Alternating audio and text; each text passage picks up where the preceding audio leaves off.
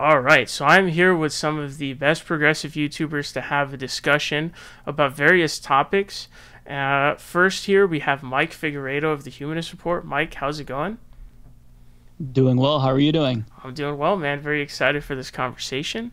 And also we Same. have here David Doel from the Rational National. How's it going, David? Good, Sahil. Good to see you. Good to see you too, man. Very excited for this conversation. Now, what I thought we'd start out with is just kind of recapping the 2020 election. We can talk about what happened to Bernie Sanders. It was a very climactic situation with the win in Nevada being the peak, and it all came crumbling down pretty damn quickly. So I'll throw it to Mike first. I mean, if you had to give kind of a summary of what exactly went down from there, why it is that Bernie lost and what we can learn from the future, how could you kind of recap that for us?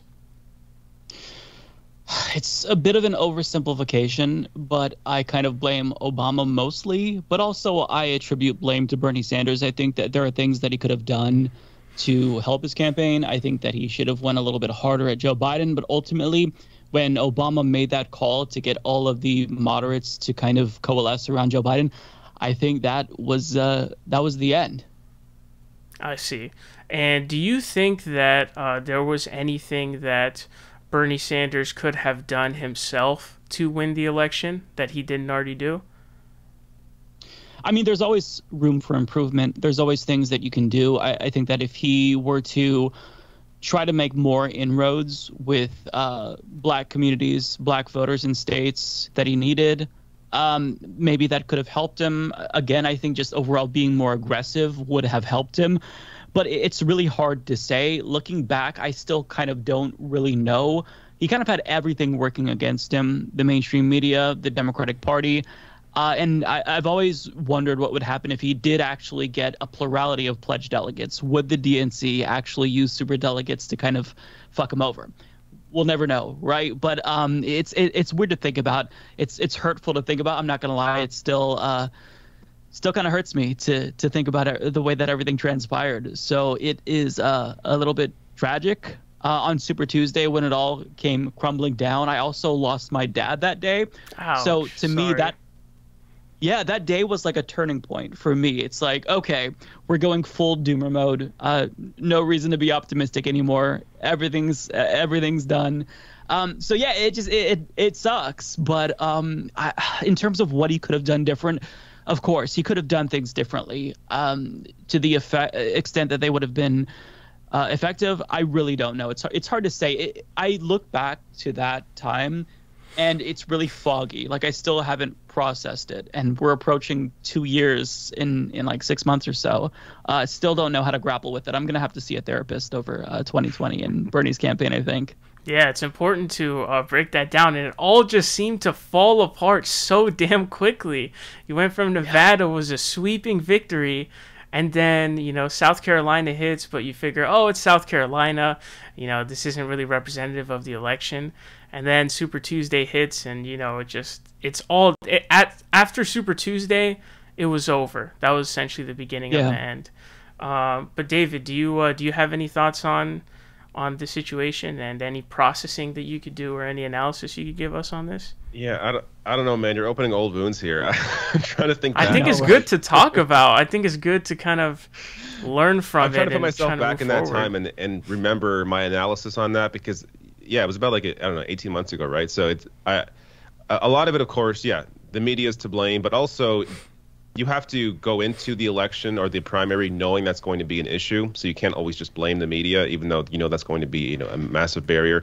But I think Mike broke it down well. What Obama did and coalescing the Democratic Party against Bernie to back Biden was obviously had a major impact, and that coincided with COVID-19 really hitting. So it was like all these bad things happening at once.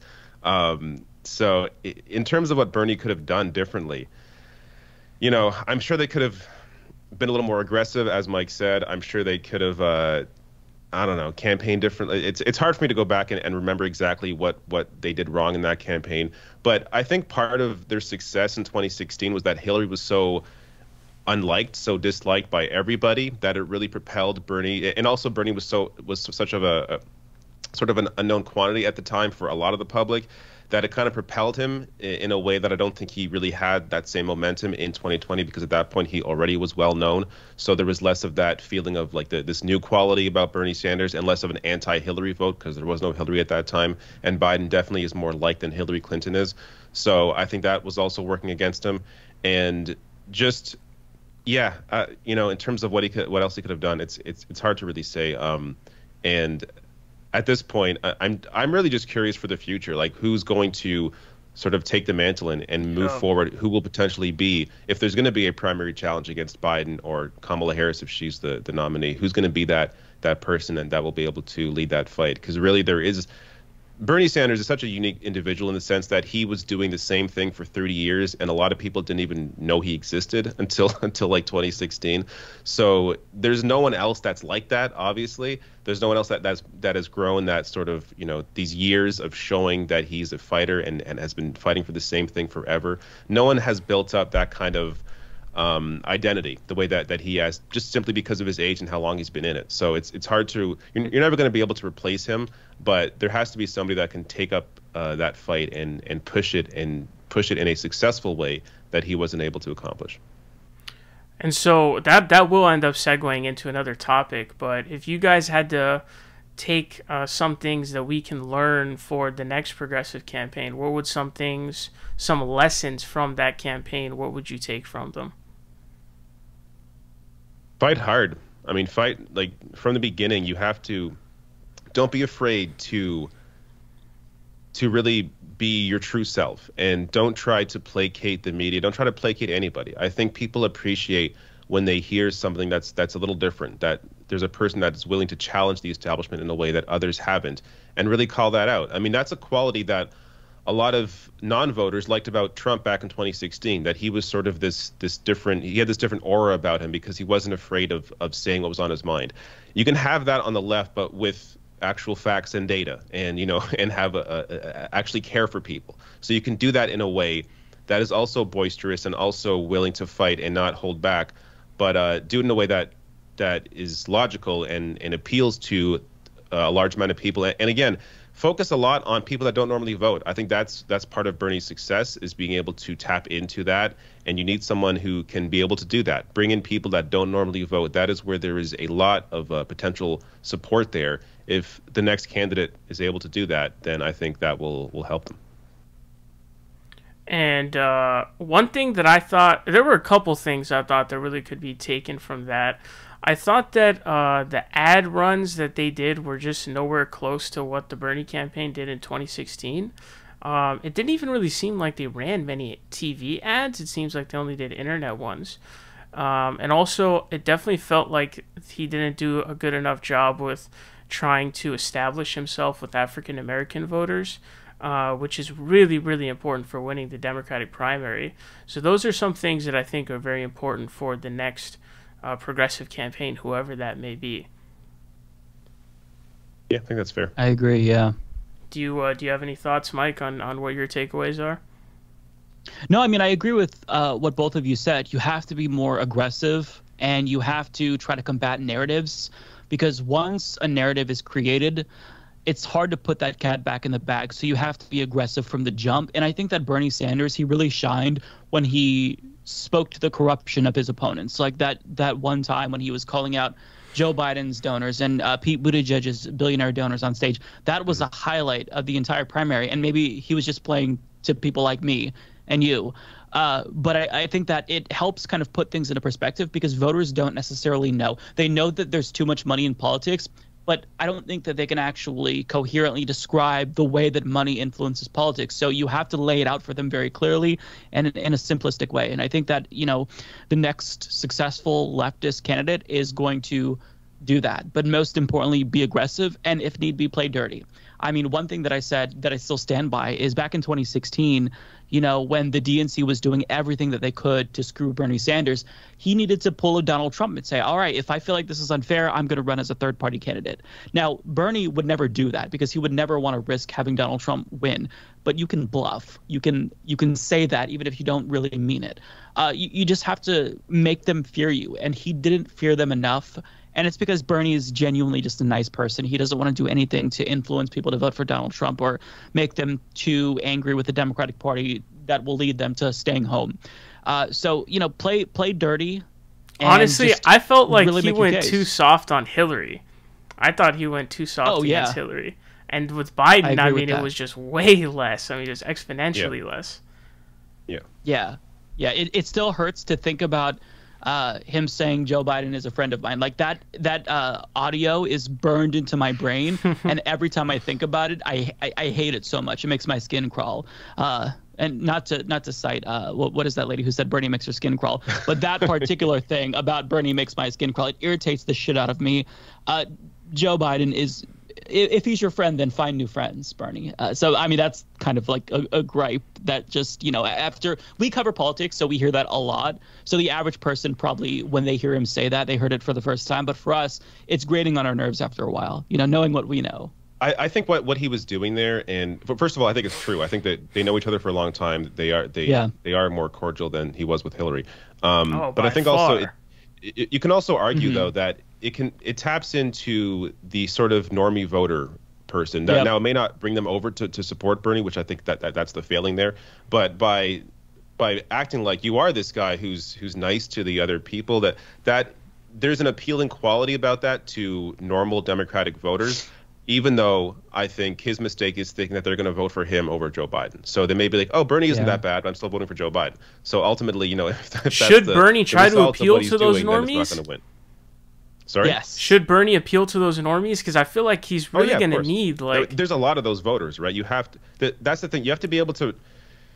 You have to be able to appeal to them, but also do it in a way where you're not sacrificing who you are. So you can still stick to your principles and fight for what you believe in, while still, not being a total asshole. Like, I think there's a fine line there where you can still be honest and call people out for their corruption and call people out for what they're doing, while also just being not a horrible person. Like, I think there's a way you can do that. What would be some good ways to reach out to those people? Because I went to a couple Bernie rallies. They were heavily social justice related. They talked a lot about social justice, but it just didn't seem like it translated into converting voters. So what is the way for him to be able to tap into that normie base who maybe is a fan of, the dynasty of Obama and Hillary and all these people? I think it depends. I'll be honest, I don't know. Yeah, it's a tough one. There are some people you're not going to reach. Like, you're not. Anyone that loves the Hillary, the Clinton dynasty, or I don't know, the Obamas, and have no criticisms at all of what they did. There's certain people you're just not going to reach, and you have to understand that. But I don't think that's the majority of Democratic voters. I think the majority of them are movable to your position.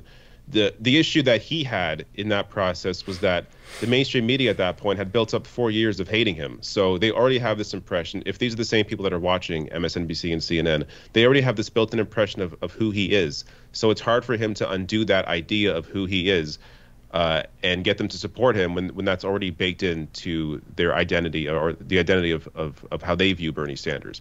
So there is definitely a limitation on who you can bring over, but you can still appeal to a mass amount of people just by looking at, policy issues. The vast majority of Americans support the Bernie Sanders platform. So by focusing on those ideals and fighting for that stuff, ultimately, if you care more about Medicare for all than you care about, Hillary Clinton's personality, then you're going to vote for the Medicare for all candidate. So it all comes down on an individual level, obviously, but that's why you have to appeal to people who don't normally vote, because that's how I think you really win, is being able to bring out a new audience that doesn't normally come out to vote.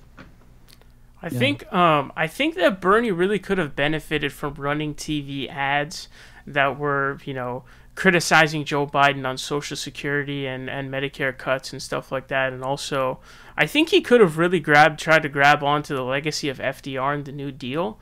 I think that probably would have been helpful in converting older voters. But it just didn't seem like he really had any operation when it came to that. I think the TV ads that I had seen came when it was way too late. It just didn't really seem like there was much of an operation in terms of advertising going. You could even say, like, those Bloomberg, like, Obama ads, like, would you guys support Bernie running those kinds of ads where just shows like Obama saying good stuff about Bernie or something like that? Yes, I think that he should have done that because Obama, like it or not, is a very popular figure in the party. Absolutely. And there's a reason why, you know, Shontel Brown, for example, when she was running against Nina Turner, she didn't have Obama's endorsement. But when you go to her endorsements page, there's a picture of her with Obama. He is very, very popular. So even if we don't like Obama, I want to win more than I dislike Obama. So I think that progressives have to do that. And as much as I want to see them tear into Obama, they can't do that. They've got to play to the normies. I think that for us on the left, and I'm trying to correct this myself, we preach to the choir a little bit too much. But these things, they don't always land with normies. You know, I think about my liberal friends and family members who everything that you hear on MSNBC, they will parrot it. So even if for us we can spot these deficiencies and biases in mainstream media, normal Democratic Party voters, they don't. So we have to kind of grapple with that and acknowledge that being 100% firebrand all the time isn't the answer. But that does mean that you still have to be aggressive and challenge these narratives that will inevitably be put out there by mainstream media that are compelling to normie Democrats, because we've lost normie Democrats. You know, normie Democrats overall, we've won them over when it comes to Medicare for all, because primary voters by and large supported Medicare for all, but they still voted for Joe Biden because that issue wasn't as salient to them as it is for us. So they prioritized electability, or their perception of who was more electable, over their support for Medicare for all. So these are things that we have to take into account. And it's a balancing act. And I think that we just didn't balance it correctly in 2020. It's difficult to find that right balance. And by 2024, 2028, the political climate will be totally different. So you'll have to adjust then as well. I just think that sticking to the same strategic things that we've thought about before, just being super anti-establishment, which is important, it's not going to play well with normies. So if you're going to be anti-establishment, sell it in a more normie package. Like, you've got to meet people where they are. And marketing, politics is marketing. So, you know, we failed to convince normie Democrats, and we've got to find ways to make normie Democrats fear us, but not fear us simultaneously. It's contradictory because I don't want them to think that we're the boogeyman, but at the same time, they've got to know that we mean business, and we want to make their lives better. We want to drag them into the future. So it's hard because there's so much that we have to correct, and we didn't have the time in 2020. And, you know, by the time things went in the wrong direction, it was far too late. Like, it all came crashing down, as you said, Sahil, on one day. So, you know, at that point, you're kind of limited in your options. And then with COVID-19 hitting, it's a mess. So I don't know specifically what we need to do, but absolutely I would contend that trying to reach normie Democrats is going to be the biggest challenge, because genuinely I don't know how liberals think. I can't understand them sometimes. I think that we can align with them on many things, social issues, but they are very loyal to the Democratic Party, and that's difficult for me to reconcile. So we have to find ways to appeal to them. I don't know how, though. So that's what we need to do, but it's easier said than done, right? So, honestly, another question I wanted to ask you guys about this is, what did you guys think of the hires of the Bernie 2020 campaign? Brianna Joy Gray, Faiz Shakir is the campaign chair. There was a lot, you know, if you read like the Politico reports that go like deep into the behind the scenes stuff about all of what was going on, it's questionable about some of the decisions that they made. You know, Brianna Joy Gray was really sparking a lot of fights on Twitter, just a lot of different stuff. Generally speaking, what did you guys think of it? Or if you have some thoughts on specific ones, obviously, you know, feel free to share. But what are some of your thoughts on maybe the hires that he made? Was it doomed from the start? Mike, you want to start? Yeah, I don't think it was doomed from the start. I think that a lot of the hires were questionable. But the biggest one that I didn't like was Jeff Weaver. Jeff Weaver is someone who has known Bernie Sanders for a very long time, and it was a hire based on loyalty. But if you read some of what the staffers said about 2016, they didn't like Jeff Weaver. There was, I believe, like a sort of walkout at Our Revolution because they didn't like Jeff Weaver. So to have Jeff Weaver again when he's kind of this toxic entity, I think that's a bad mistake. And he's kind of been a mainstay in progressive politics for a while. I believe that Nina Turner even had him in her campaign. So some of these people who have worn out their effectiveness, I think that you've got to disregard, and you've got to be, you know, unafraid to shake things up. In terms of like Brianna Joy Gray and Faiz Shakir, I don't really have anything negative to say about their performance. I don't necessarily know, you know, what they could have done differently. I think that Faiz Shakir, for the most part, was better than Jeff Weaver was as a campaign manager. Brianna Joy Gray, I think that she, even if she was pretty rowdy on Twitter, I actually think that that can be effective, because I want someone to be aggressive. So, you know, if she's fighting against these celebrities that are, you know, attacking Bernie Sanders, I don't necessarily view that as a bad thing. Now, I don't know what it takes to make a good communications director or, you know, a PR person for a campaign. I don't really know. That's not my area of expertise. But I actually liked that Brianna Joy Gray was pretty fiery. I think that you need someone who's going to really vehemently advocate for the cause, and she was a true believer, and I think that actually worked out to Bernie's advantage. But in terms of like the intricacies of her job, I really couldn't speak to that, honestly. Yeah, I mean, I feel the same way. In terms of the aggressiveness, I have no issue with that. And it's hard for me to really, you know, say who was a good hire, who was a bad hire without actually being on the campaign and knowing the ins and outs of who was doing what and who's responsible for what. I mean, I think some of the points you make, Sahil, about the ads, I think that's correct. Who knows who's making those decisions? I think the ads in 2016, especially that one ad, that I think was his first ad that Bernie put out, was hit on an emotional level that I think the ads in 2020 didn't, even though I think some of the ads in 2020 were effective for me. They were informative. I think they broke down, I know at least one or two broke down some of the influence that money has on politics. I think that's good. It's good to put that in an ad. But it didn't hit on an emotional level the way that Bernie's ads in 2016 did. And I think they missed an opportunity there with that. But in terms of the hires, it's hard for me to know without actually, you know, having been on the campaign. Yeah, because the hires was definitely an interesting one. The Bernie campaign did go away from a guy named, I think Mark Longabaugh was the guy who was their ad run guy back in 2016. He decided not to go with him. I thought that was actually a bad idea, because I thought he did a really good job running ads and all of that kind of stuff. And it was just some interesting hires going on. A lot of the reports going into depth about, you know, who exactly, because who's making these campaign decisions? Bernie is not the one making all of these campaign decisions. He's got a campaign staff that's, you know, heavily impacting this, if not just outright running it.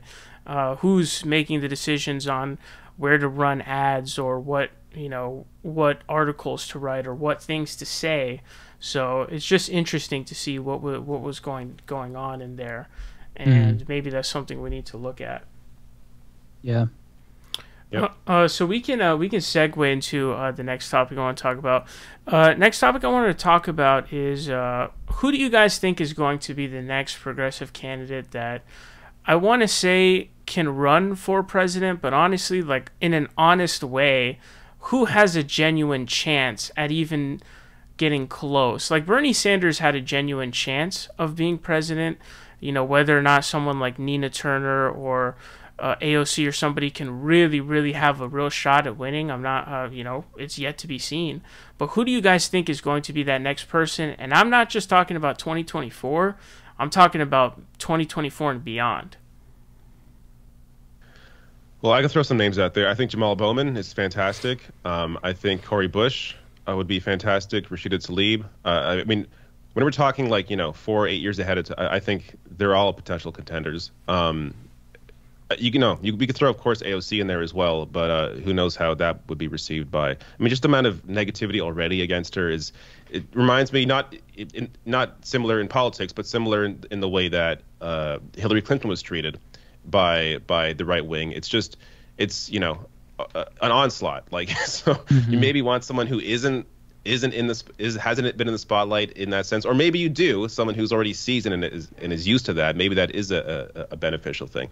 But for me, the names that come to mind: Jamal Bowman, Cori Bush. I would say Nina Turner, if she had a seat in Congress. I think that would make her a little more, you know, a more likely chance.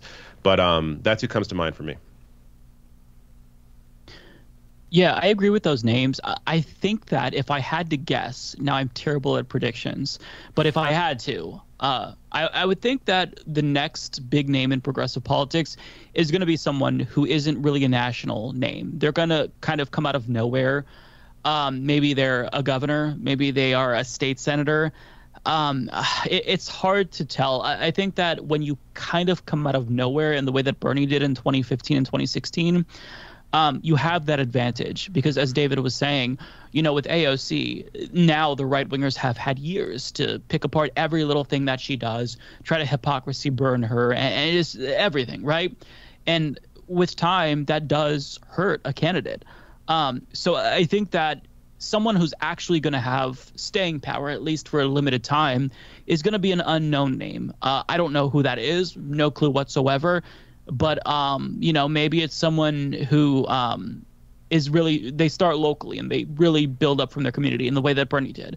It's too early to tell, but India Walton, someone like that, I'm going to watch because 10 years, 20 years down the line, if she really sets a really strong standard in Buffalo, then, yeah, she can make waves. So it's hard to say. So when it comes to – what progressive candidate is going to be able to run, I feel like it's really going to be whoever can really reach out to African American voters. I think it's super important. I think that's the biggest deal for if a progressive wants to win. Those states pretty much all come first, and it's just to a point where if you're not like the floor, I think if you want to win the primary realistically, I think the worst that you can lose is maybe to get 40% of the African American vote. But if you're getting like 80-20'd, I think Bernie in somewhere like Alabama or something, I don't even think he hit 15%. So you're not even getting any statewide delegates. That can't happen because odds are you're probably not going to win states like Michigan by 30 points.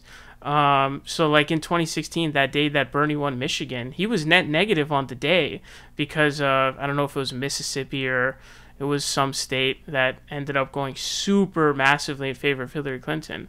So to me, it's just going to end up being who can be that person who is able to really get the African American community around them, because those states have a lot of delegates and they come first. Obviously there's you got Iowa and New Hampshire, but right after that, you got South Carolina, and you got Nevada, and then you've got Super Tuesday where there's a lot of those states.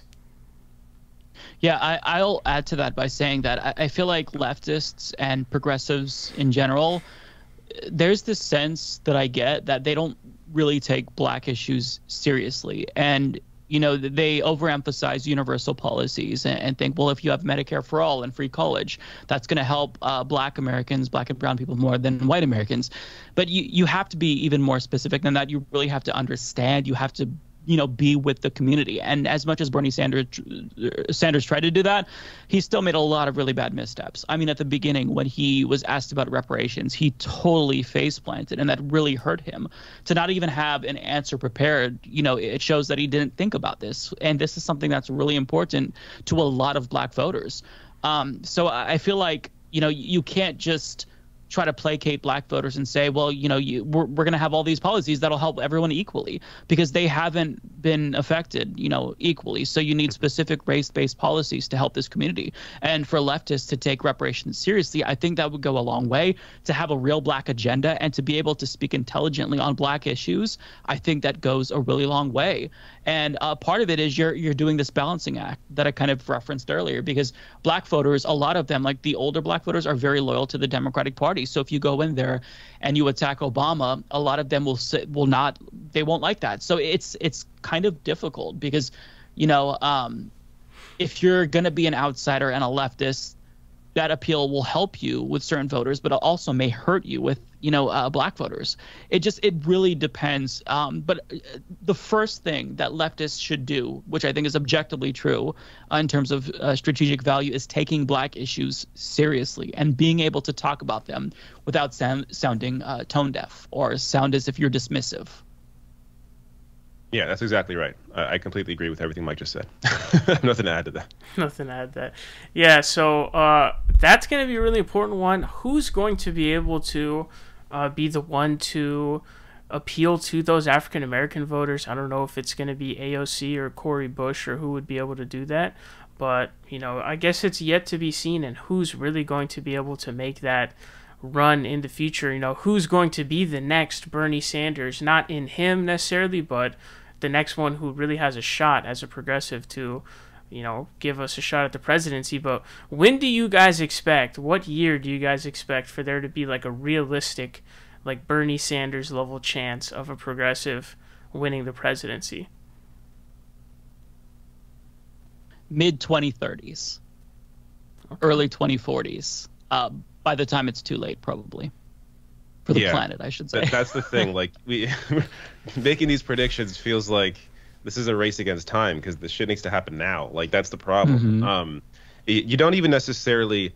The reality is, you don't even necessarily need a Bernie Sanders kind of candidate to get real shit passed. I mean, you've seen real progress with with presidents who weren't all that progressive, like LBJ, for example. But I think it's important to, I mean, I don't know.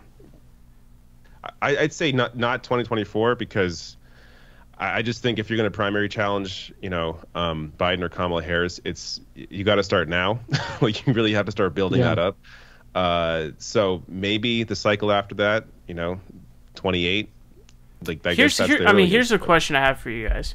So there's this theory, right, that essentially the best time for a progressive to come out is, on the heels of like a Trump presidency. But I don't really think that's true. It seems more like it's more likely after 8 years of Obama, for example. What do you guys think is the best time for a progressive to really take hold? Yeah, I think that's right. I agree with that. Yeah, because what Obama did was show, I mean, sure, I guess you could say there was, I don't know, it wasn't really progress there, but it showed what a inspirational candidate could do. But then you see a real inspirational candidate in the sense of the actual policies and the platforms, and I think that began to expose sort of the failings of the Obama administration. Whereas after someone like Trump, most voters just want to get someone else, like put anyone else in there. Like that's kind of what happened with Joe Biden. Wouldn't have won in 2016, but he won in 2020 because Trump was the president. So that's I think you're exactly right to point out that the best time is after a Democratic president to get someone like a progressive candidate. Yeah, I was watching this CNN voter panel in, I think it was 2019, and something that one of the normie Democrats said stuck with me. She said, "Look, I don't care about any of these things. Sure, I am more progressive, and I'm paraphrasing, but I just want to run back to Joe Biden because he feels like home." During the Obama years, there wasn't this much divisiveness and political instability, and I just want to go back to what's familiar.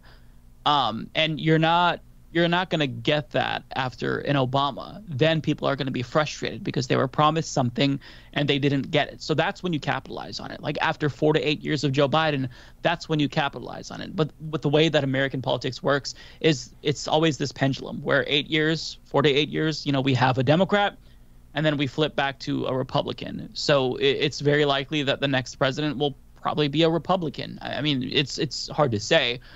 But that is really the opportunity to pounce. The problem is that there's a lack of candidates who are qualified and ready to run for president that are actually progressive, and we really risk that vacuum being consumed by someone who's like a fake progressive, another Obama or some anti-establishment huckster like Andrew Yang or Tulsi Gabbard. Not them specifically, but people like them. So it's we're kind of in a shit predicament. And as David said, time's running out, so we can't afford to be here. But, here we are. So the situation is pretty bleak right now. I'm not going to lie. But there's nothing you can do. You just keep pressing ahead and try to make as much progress as you can, given the limited opportunities that we have. Yeah, it's important. Yep. It's definitely important to understand, because it was definitely a hypothesis that was put forward that after Trump, 4 years of Trump would be the best time for Bernie Sanders. But it doesn't seem like that was true at all. When I was phone banking, people would say, like, I don't want to come home and look at the news and it's Trump on here. So they just wanted to get Trump out. They didn't care about any of the other stuff. Joe Biden's very familiar to them. It does seem like after 4 to 8 years of Obama, it's a mix of frustration and drowsiness where, liberals are asleep essentially, right? Because there's the pendulum swinging. That does seem to be the best time. But when you talk about how bleak it looks, I'm curious how you guys have motivation to continue going or interest to keep pushing forward, considering how bleak the future is.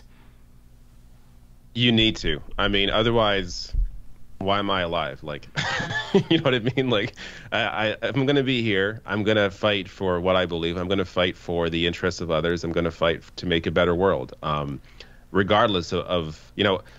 I interviewed Avi Lewis, who is a candidate in Canada. He ran for Parliament here, and I asked him, how do you remain optimistic about the future? And he said he's not optimistic, but he's hopeful. So you have to have hope while understanding that you can't just assume things are going to work out, because he sees optimism as, oh, it's going to work out, it's going to be fine. He doesn't think that. He thinks we need to have hope with the understanding that, yes, things can go horribly wrong. Things can go to shit. They are going to shit. But you also have to remain in the fight, and to fight for a better world, you have to remain hopeful. And I think part of the issue, or part of the way to do that as well, is look in the past and look at the sorts of things that were happening, you know, in the 60s, and the assassinations, and the idea that, you know, there was no hope at all at that point, when any possible hope that was coming up were people that were killed. And then it kind of, you know, at that point, it devastated the country, and you had these moments in history where it felt like there was no getting out of it, yet humanity got out of it and they moved on. Now, the issue, you know, the wrinkle to that obviously is climate change, where it's something you can't really, you know, you can't really wrestle with. It's happening. It's the climate crisis is now. We have to address it now. So we have to fight and do what we can in pushing this forward. And ultimately, there's going to be a lot of people, I think, in a few years who are right now, they're lawmakers, they're leaders, and they're going to have to come out later on and say, I was wrong. And there's going to be hundreds of them who were wrong to not fight for this issue as hard as they can now, because their grandchildren are going to be in the middle of this, are going to be the victims of the climate crisis if we don't turn this thing around immediately. Yeah, so for me, I have been, I think, a lot more doomer. In fact, when I was doing Dystopian Times, we did an hour-long panel on doomerism and how to overcome it. And that wasn't just for viewers. That was for me trying to talk through how do we survive, right? And I am a lot more cynical. If you watch the Humanist Report videos from 2015, I'm this little bright-eyed cuck who's just so excited about the world. And now it's like, all right, we're all going to die, folks. It's just a matter of time. Everything's going to shit. But my through the cynicism, there is a sense of clarity, and that, okay, I've accepted the fate of humanity. I don't know if we're going to make it. Doesn't really seem that great. 100 years from now, 200 years from now, will there even be a humanity? What's the world going to look like? I don't know. So what I tell myself is, if we're going to go down, I'm at least going to go down fighting. So that way, when I'm 85 years old, if I'm lucky enough to live that long, and I see wars over water, at least I could tell myself I tried. And that's really what's kind of keeping me. It's this feeling of responsibility to future generations, and this this belief that it's irresponsible for me to stop trying. I might be unsuccessful. I might approach everything in the incorrect way. But as long as I'm trying to make a difference, I feel like that's all that matters. And maybe we will be successful. Look, I'm a fan of the Dark Souls series. I've gotten my ass kicked by hundreds of bosses. Sometimes you emerge victorious, and it's unexpected, but it happens. So you keep hammering away at it, but meanwhile, you don't bask in the terribleness of this time. So I've really had to adjust the things that I do as a coverer of news. You know, it gets really depressing. So weekends, I really do a hard checkout.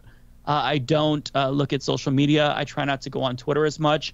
I try to distract myself with video games. I try to inject my show with more fun topics where I just do the junk food politics. I shit on Dave Rubin or Tim Pool because it makes me happy at a minimum. It's not necessarily very substantive, but I try to have more fun with it because you can't afford to not have fun. This is our world, like it or not. So are we going to be miserable and check out, or are we going to continue to fight? And I'm choosing to fight because we can't not do it. You know, as David said, like, you don't have to be optimistic. or as that candidate said. But I think that being hopeful that maybe there's a chance, maybe it's a 1% chance. Either way, that's a chance that we've got to take. And yeah, so we don't have the choice. We've got to keep going, because I want to live in a better world, not a shitty late stage capitalist hellscape where we have wars over water and billionaires are watching peasants fight over crumbs. So Absolutely. This kind of segues into a topic that I wanted to talk about. So I guess we can kind of jump into this, but I wanted to talk about progressive YouTube in a macro sense and just kind of the state of what it's in right now. To me, what it looks like right now that the progressive sphere is in, it's extremely, extremely polarized. It seems like 75% of people are extremely, extremely discouraged. They believe that the AOC and the squad are full-on sellouts. What there is left, if they are sellouts and those are the people you turned on, I don't really know.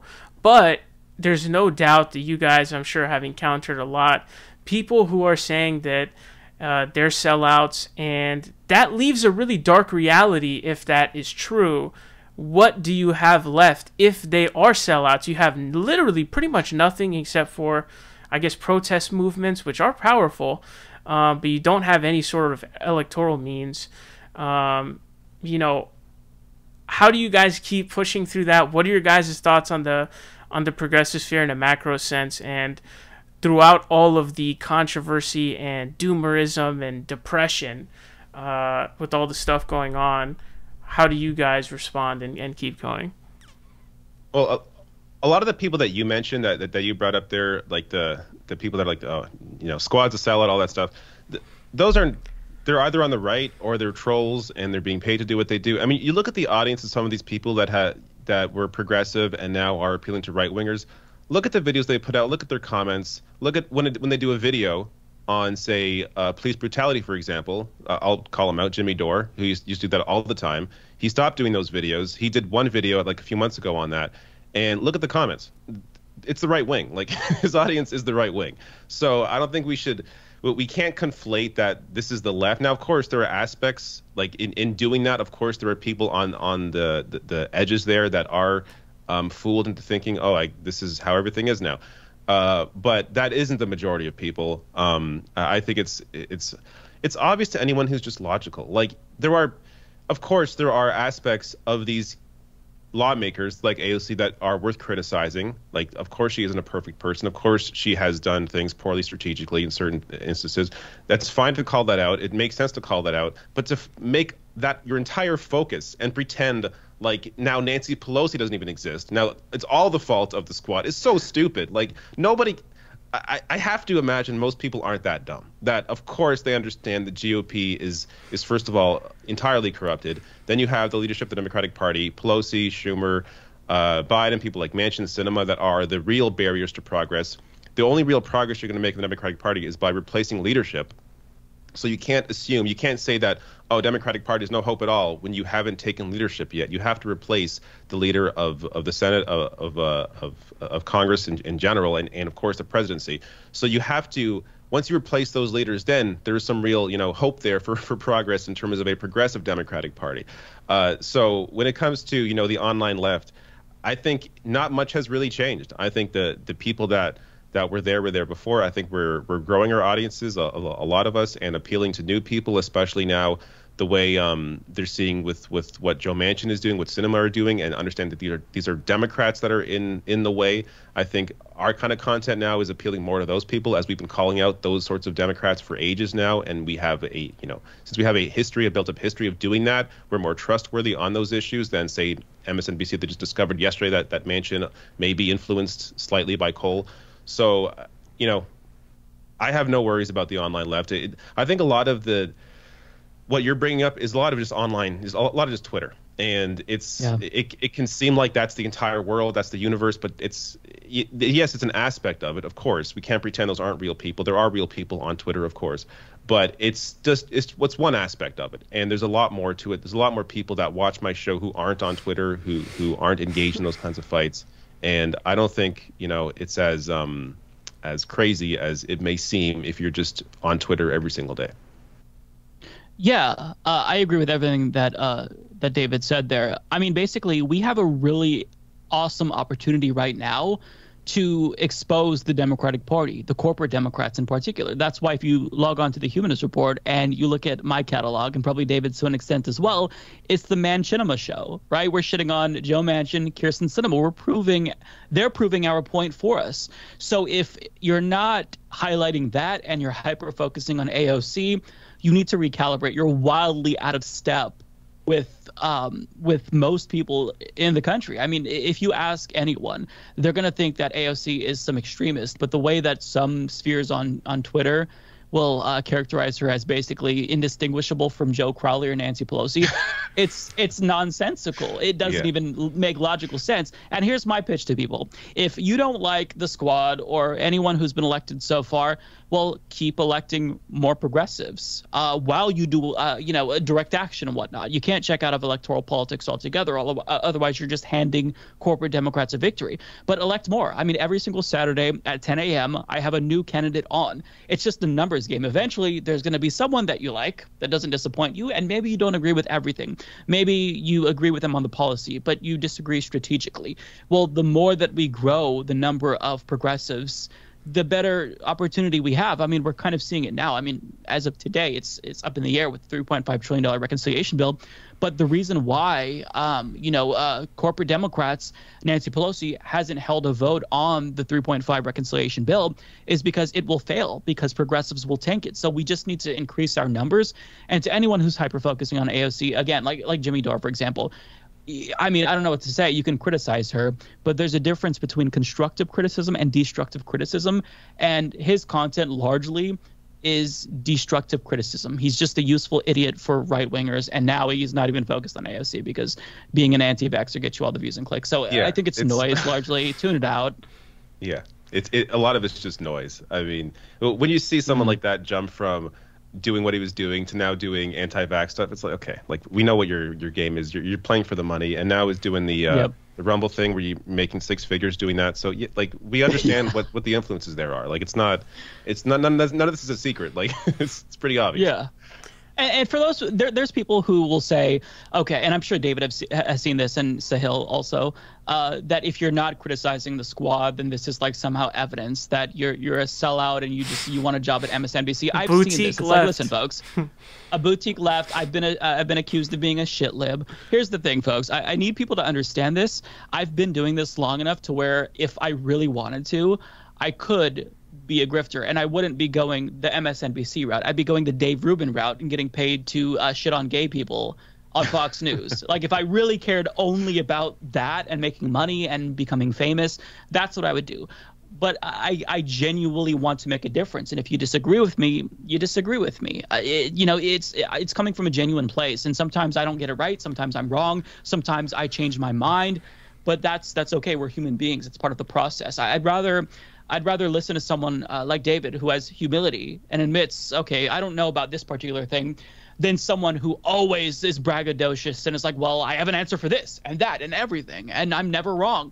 I mean, to me, that's just unreasonable and bizarre. So, again, if you log off of Twitter, all of this goes away. And I've learned that. I've gone outside and touched grass and realized there's a world that exists outside of Twitter and Jimmy Dore and the Jimmy Dore orbiters, and it's beautiful. It's beautiful, Sahil. Man, a lot of people on Twitter need to do that, man. They need to touch grass, maybe. But listen. Although I will say about Twitter, I just read a headline. I did not see the article. I can't remember who reported it. But out of all of the social media platforms, Twitter is actually the least prevalent in spreading conspiracy theories. And so us fighting each other all of the time on Twitter, that's actually good because we're getting distracted and we're not peddling anti-vax misinformation. So good for us on Twitter. Yeah, and look, a good benefit about Twitter is very left. I mean, if you see somebody post some pro-capitalist shit, some celebrity post that, look at the comments. Like everyone's like tearing them apart. Like it is a very anti-capitalist place, and I think most of Twitter is actually great. There are of course aspects of it that are horrible, but it's just understanding to take this stuff not as seriously as some people do, and understand that like I use it as a resource for information to find out the latest news. I don't really go there to fight people because why am I going to do that? It's just, you can get into flame wars, man. Long flame wars, hours. Just one more comment though on your you talked about progressives, how we don't criticize, or you mentioned briefly how we get criticized for not criticizing progressives.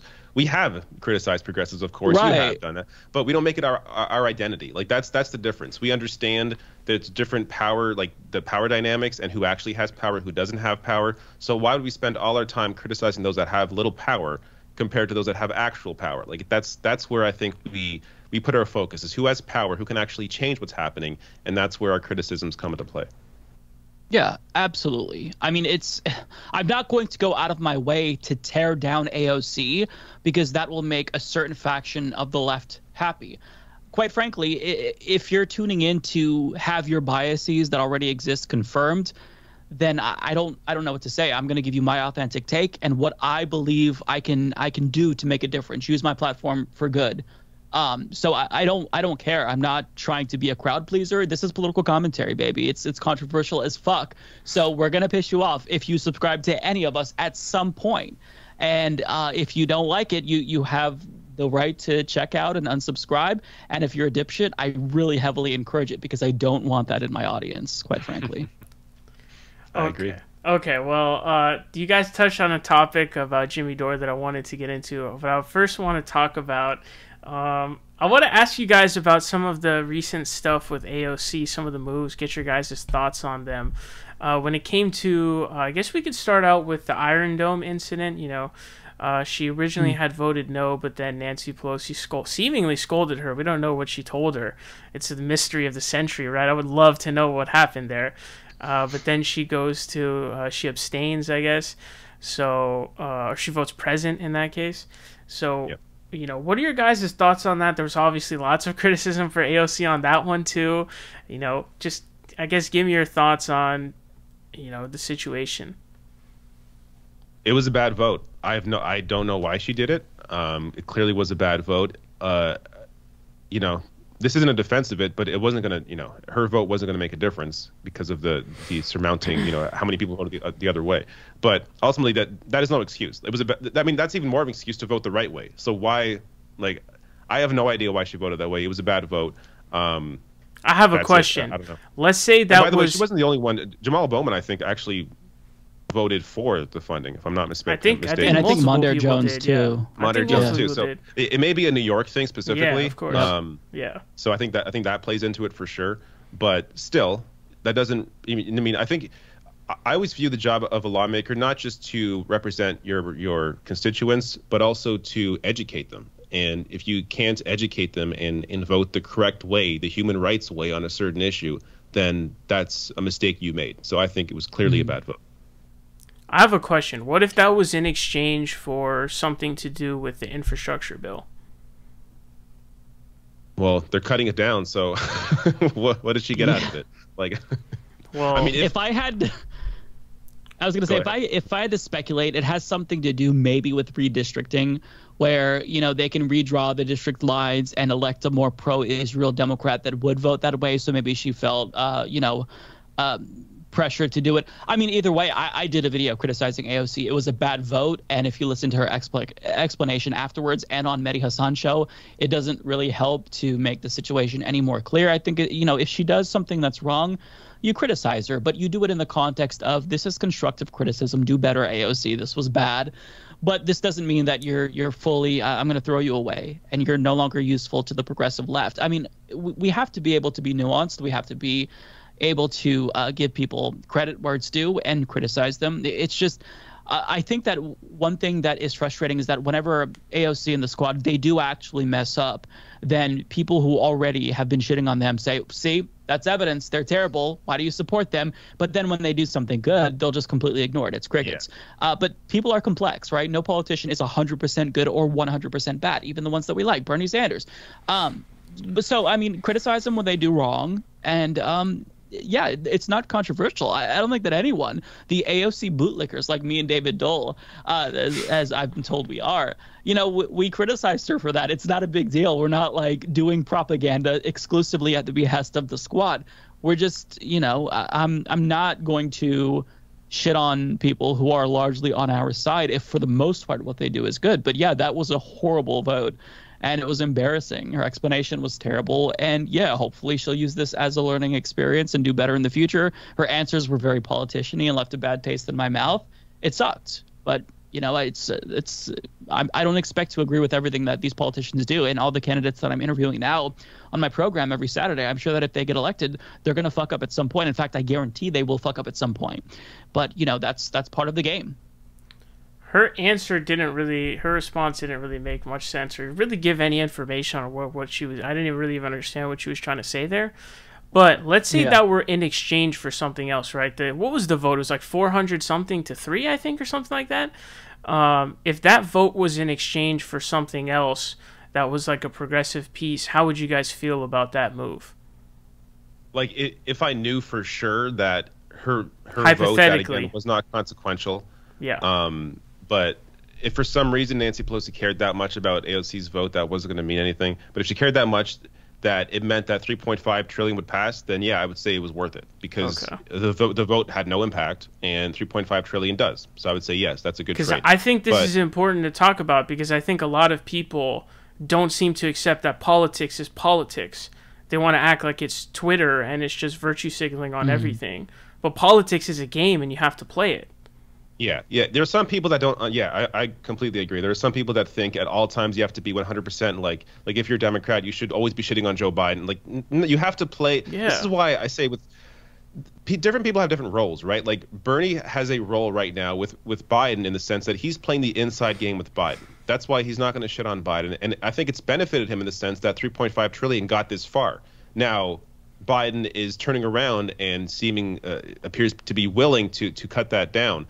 But you still have, I think, if Bernie was not playing to Biden's personality, where Biden of course has a big ego, he likes to be complimented. If Bernie wasn't playing to that, then I don't think we would have anywhere near the discussion on 3.5 trillion. It would be a lot lower. So you have certain politicians playing certain roles, playing politics, all in the for the good ones, all in the opportunity to actually get something substantial past some actual help to people. So that's the ultimate goal. How you get to that goal, I don't think ultimately should matter all that much. What ultimately matters is did you get to that goal, and how did you get there, but did you get to that goal? So politics is going to be a part of that. Playing this game is going to be a part of that. But that said, I don't know how this AOC vote, like, I really do want to know what that conversation was about, because I don't know why Nancy Pelosi cared. I don't know what they were fighting about. Yeah. But it's that aspect, that whole thing seemed really weird. Yeah, you have to take different approaches for different people.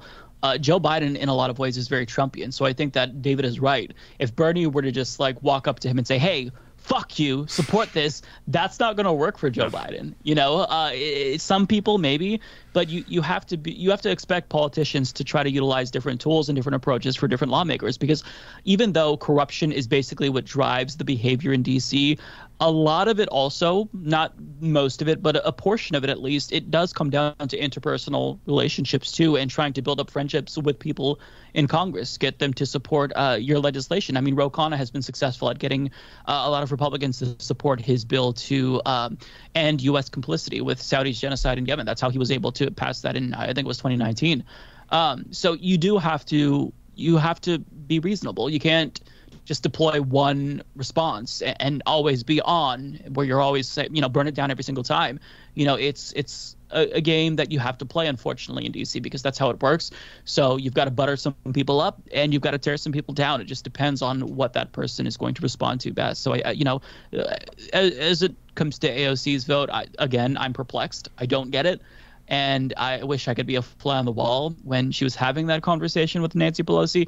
But if I had to guess, it's something that she isn't willing to talk about, because it goes deeper. Like, I really feel like, and this is all speculative, I feel like it's probably something about redistricting, right, with all the New York Democrats. I don't know, though. It was a bad vote, but if she gets something out of it, cool. I just don't know what she'd get out of it, because again, it's not like she was the deciding vote. So yeah. It just seems important to talk about, because it genuinely seems like there's a significant portion of people who seem to just outright deny the idea that, like, no, you should always just I guess, vote the right way, regardless of how politics is or whether or not your vote could be exchanged for something else in a situation like that, where the vote is essentially meaningless because it's like 400-3. Obviously, you want to vote no, but if there is a situation where it could be in exchange for, maybe like a 3.5 trillion infrastructure bill or something like that, hypothetically, or building a relationship to actually get stuff passed, it just seems like I don't know if these are all right-wingers or bad faith actors, but it just seems like a lot of people outright deny that reality. And I think it's important to talk about because it just seems like people are just not aware, is what it seems like. I think if people knew what it was for, then there'd be less criticism. I think if it was actually, just using that example or that instance as an example, if it actually was a trade for something that is ultimately very beneficial, then I think most people would understand that. But the issue is, in the absence of that knowledge, of that information, then there's just the assumption that, oh, they support this thing, or they voted a bad way for whatever reason. So people because they don't have that information, they're just going to go to the negative. And I think that's part of the issue, is we don't know the inside game all the time, right? So that's why there is this desire to want to be 100% one way, as opposed to understanding the game of politics, that it goes both ways, and that they're not always going to do something that we agree with. But understanding that, we have to understand that there are conversations behind the scenes that we aren't privy to, that maybe it was beneficial they voted the wrong way for this one thing to ultimately help people in this other way, and we don't know this conversation. So that's why I think there's that desire to want to go to that negative place, as opposed to looking at this as politics. Yeah, and I'll just add to that AOC knew that this vote was going to be controversial, otherwise she wouldn't have addressed it, right? She put out a statement like a day or two afterwards. She could drop a couple of hints and say, okay, I had to do it because of this. She doesn't have to say it explicitly if, she's not allowed to, or Nancy Pelosi doesn't want her to. She could dog whistle to leftists, for lack of a better word. She can kind of hint at why she did this. But what we kind of saw was confusion and, honestly, an incoherent and baffling response. So I think that if there's communication, that really does go a long way. Explaining to us why you did the things that you did, that is important. I think that we acknowledge that there's going to be some bad votes. There's going to be poison pills, in these large packages. It's an expectation at this point. But if you talk to us, then it helps to build trust and rebuild trust with a lot of progressives. Although some people probably will never be won back by AOC, but I mean, it doesn't matter. Most people understand if you just explain it, and the lack of explanation and communication is something that I do think AOC and members of the squad need to work on. That's a good point. I would say the communication aspect of it, for sure. So what I would like to ask you guys about is your guys' thoughts on AOC going to the Met Gala wearing a tax the rich dress that caused a lot of outrage, a severe amount of outrage, I would say, amongst, I don't know if you could say progressives, or, it's hard to tell exactly, but lots of criticism. I guess there were even people protesting outside, but, what were your guys' thoughts on not only, I don't know, you'd have to look at it in terms of the optics of it is definitely probably the biggest thing, and then just also, I guess you could look at whether or not it worked, or, what she was trying to do with that. But let me know what your guys' thoughts on that are. I think that the best criticism of that is that she should have joined the protests outside. I think that's a fair criticism, but otherwise, I don't care. I think this, doing what she did is, I think may rub people the wrong way, because they think she's being hypocritical, I guess, in some way by being there and wearing that dress. But ultimately, it's performance, right? And I think part of politics is performance. And other people are going to like that she was there. And ultimately, I don't think this is really going to impact, her reelection in a few years, or whenever, or I guess next year. Yeah. But it's not really going to impact her all that much. I don't think. I don't think this really matters. Yeah, I mean, in the grand scheme of things, I don't think this really is going to make a difference. It's very insignificant. In terms of my own opinion on it, I have to be honest. I thought that it was incredibly cringeworthy. I would not want to attend something like this, a Met Gala, because it's just basically a circle jerk with rich people. And, you know, there's this idea that, well, she was going there to be subversive and she was saying, I want to tax you to the rich's faces. But I feel like tax the rich, that's not a very subversive statement. If you said eat the rich or something, yeah, maybe. But tax the rich, I mean, I think that most elitist liberals would probably agree to an extent. Oh, sure, I think we should raise my taxes by 5%. It's not like, to me, it feels like if I went to that, I would feel dirty. Like I was trying to be part of a club. Now, do I think that maybe this will play well with normie Democrats? Possibly, if it had any impact whatsoever. But I think it probably won't. Overall, it was cringe. But it doesn't matter in the grand scheme of things. I would never go to something like that, but I'm kind of more of a Bernie Sanders just personality-wise, where to get me to leave home is going to take a lot. So I would never, like, going to a party with my own family is very difficult. So that's just my personality and me kind of like projecting that onto AOC. She's maybe more extroverted. For me, I'm not necessarily introverted, but I don't like being around large crowds of people. In fact, it gives me anxiety. So yeah, I saw that and I thought it didn't make me feel good, but it's not. I realized that that's me probably just being a little bit of a snowflake and being, I don't know, too cynical maybe. I don't know. It doesn't matter though, I feel like. See, for me, this was the incident that I think was actually most concerning when it came to AOC. I would say all the other stuff prior to this, I could chalk it up to just kind of the troubles of politicking and being in that position. It's very difficult, right? There's a lot of pressures. It's a really difficult position to be in. But for me, that incident, and, you know, I saw a video where she was like walking in and like looking at the cameras and all that stuff.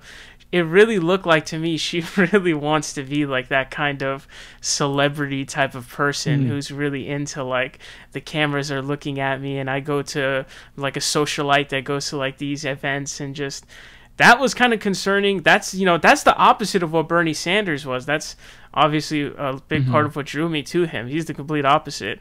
She seems to be the complete opposite. So I definitely do think that people who are like that are less trustworthy and just in general definitely very cringe.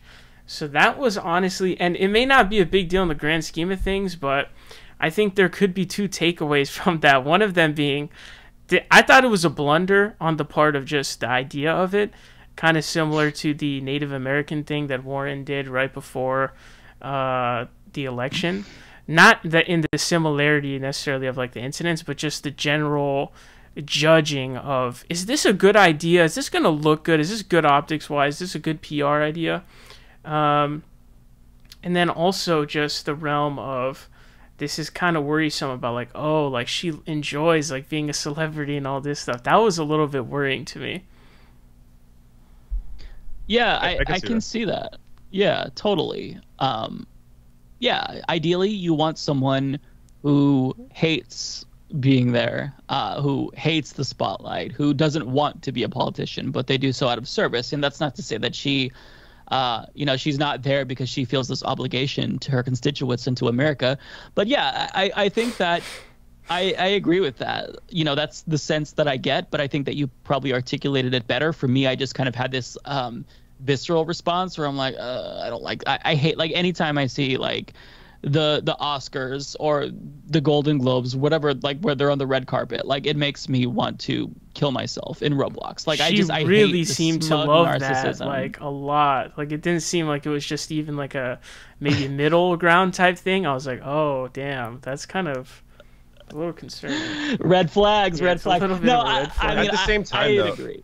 You could argue that Bernie's the opposite. I agree, but Bernie lost. Maybe the way to win is to marry that image thing with with the same policy, with the same kind of platform. So like, again, I'm just thinking out loud here. I don't care either way about this, but if potentially, you know, thinking maybe what her goal here is in her mind is maybe she's thinking this is a way to popularize things or I don't know, publicize ideas like tax the rich in a way that hasn't been done in the past by marrying that with this kind of, you know, extravagant event.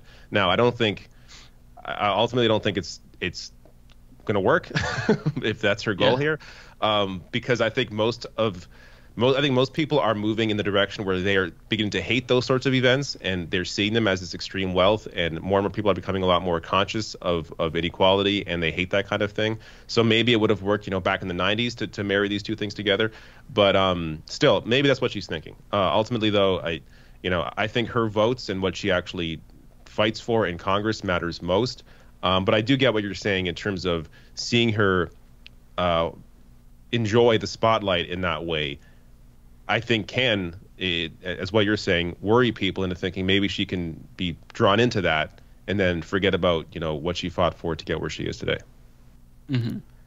Well, do you guys, it's a good question. Do you guys think AOC is the Democrat, or the progressive, I should say, who could appeal to normie Democrats? I think she does. Yeah, I agree with that. I think that they love her for some reason. I mean, politically, based on what she supports, yeah, you think that they'd be turned off. But they like her. And so I think that in a way, that celebrity that kind of makes us feel a little bit gross is what is appealing to normie Democrats. They see her, and they see her posing for the camera, and they think, oh, wow, she stands for a good cause, and she's also amazing. She's spectacular. Normie Democrats are a weird beast, and whatever she's doing is working, so yeah, I think she appeals to normie Democrats, in short. Yeah, I mean, one example is Watch The View. The View loves her. Meanwhile, they criticize Bernie Sanders, and they fight for the same thing. So it's definitely the normie Democrats do like her. But also, I've seen CNN interview like a panel of people. I think this was during the primary, where this one person supported Pete Buttigieg or something, but then they talked about how they love AOC. So you have that where she being able to use her identity in that sense, and potentially events like this, she has a way to reach out to people that normally would not support what she is fighting for, but because she is masking her support of those policies in this sort of identity play that appeals to those kind of liberals, I think is a successful way to push out a progressive agenda that hasn't been done in the way that she is doing it now. Yeah, it's interesting. We've got to try new things. Yeah, that's true. And she definitely, ever since, I would say, I don't know, the first couple months or so of her time in the House, she definitely switched up her mindset to really trying to appeal to those normie Democrats. And it could be successful, potentially. That may be what we need to actually win the primary, right? So it's interesting to see, but it also at the same time can be kind of worrying at the same time. So it's a tough tightrope to kind of walk. Well, Sahil, that feeling that you got from her at the Met Gala, I actually got that originally when I saw this exchange between her and Chrissy Teigen on Twitter, and Chrissy Teigen tweeted at her, and I don't remember specifically, but it was like, hey, come over and watch the Grammys, and AOC was like, oh, sure. And that was after Chrissy Teigen was shitting on Bernie, so I already hated her, and I'm like, ew, why would you want to hang out with this celebrity dipshit? Tell her to go fuck herself. But I'm just a different person, and that doesn't work with normies. Yeah, we're not normies, and I don't speak normie. None of us speak normie. So whatever she's doing is getting normies to like her. So if she can sell progressive politics to normies in this package that she's created, great. I think that's a good thing. I think that ultimately I've kind of already accepted that whoever comes along and wins over the normies, I'm going to feel really gross about a lot of the things that they do. They're going to be espousing platitudes. But at the end of the day, if they're going to fight for progressive policies that I agree with, then I think it's good, no matter how you do it. Again, I feel like we have to try to be less insular as leftists. And I'm saying that with the awareness, knowing that I struggle with this a lot. We have to try to appeal to people who aren't in our bubble, in our political circles. And that's tough because I don't like these people. They get on my nerves. Liberals are so difficult to understand. But if we want to win, we have to do it. And I want to win. So, all right, appeal to normies. I'll just look away while you gum it up or buddy up, whatever the term is, with these celebrity fuckheads. I hate them. Now, look, for a long time, I was apolitical. I was, a quote unquote normie. I know people that are like that. So I feel like I have maybe, I don't know, an insight that some people don't have in that sense, that maybe grew up always being a leftist. But yeah, I can totally see how she can appeal to liberals in a way that Bernie doesn't. And I think that's brilliant in the sense that she can still fight for the same thing. And as Mike said, she may do it. in a way that will make some of us cringe. But if ultimately she's successful in the policy aspect of it, in a platform, in pushing these ideas forward, then who cares how she does it? Yeah, that's right. Just it's definitely something also important to talk about, because that gets a lot of backlash amongst people when AOC is on CNN saying that Obama did all he could, with the obstructionist Republicans, right? So those are the kinds of things that are probably they do anger a lot of people and get a lot of backlash, but I guess that's just, she's definitely working towards the long term. That's obviously what she's doing. She's playing the long game here and trying to appeal to as many of like the kind of left-leaning, liberal-leaning, whatever, Democrats as she can to, I guess, widen her tent. So it's interesting to see her kind of playing that, and I guess in that way she might be the person who is most likely to, be able to win as a progressive. Yeah.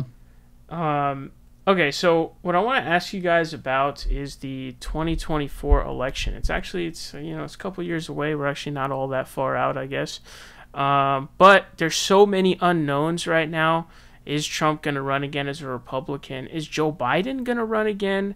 If Joe Biden doesn't run again, is it going to be, Kamala Harris that's going to run? And if she's the one, is it going to be too taboo to be a primary challenger? Because typically when there's an incumbent, right, you can't really challenge them. It's seen as really bad. But if it's the vice president who wasn't the president, I don't know if it's kind of up in the air in that situation. But what do you guys ultimately see happening in 2024?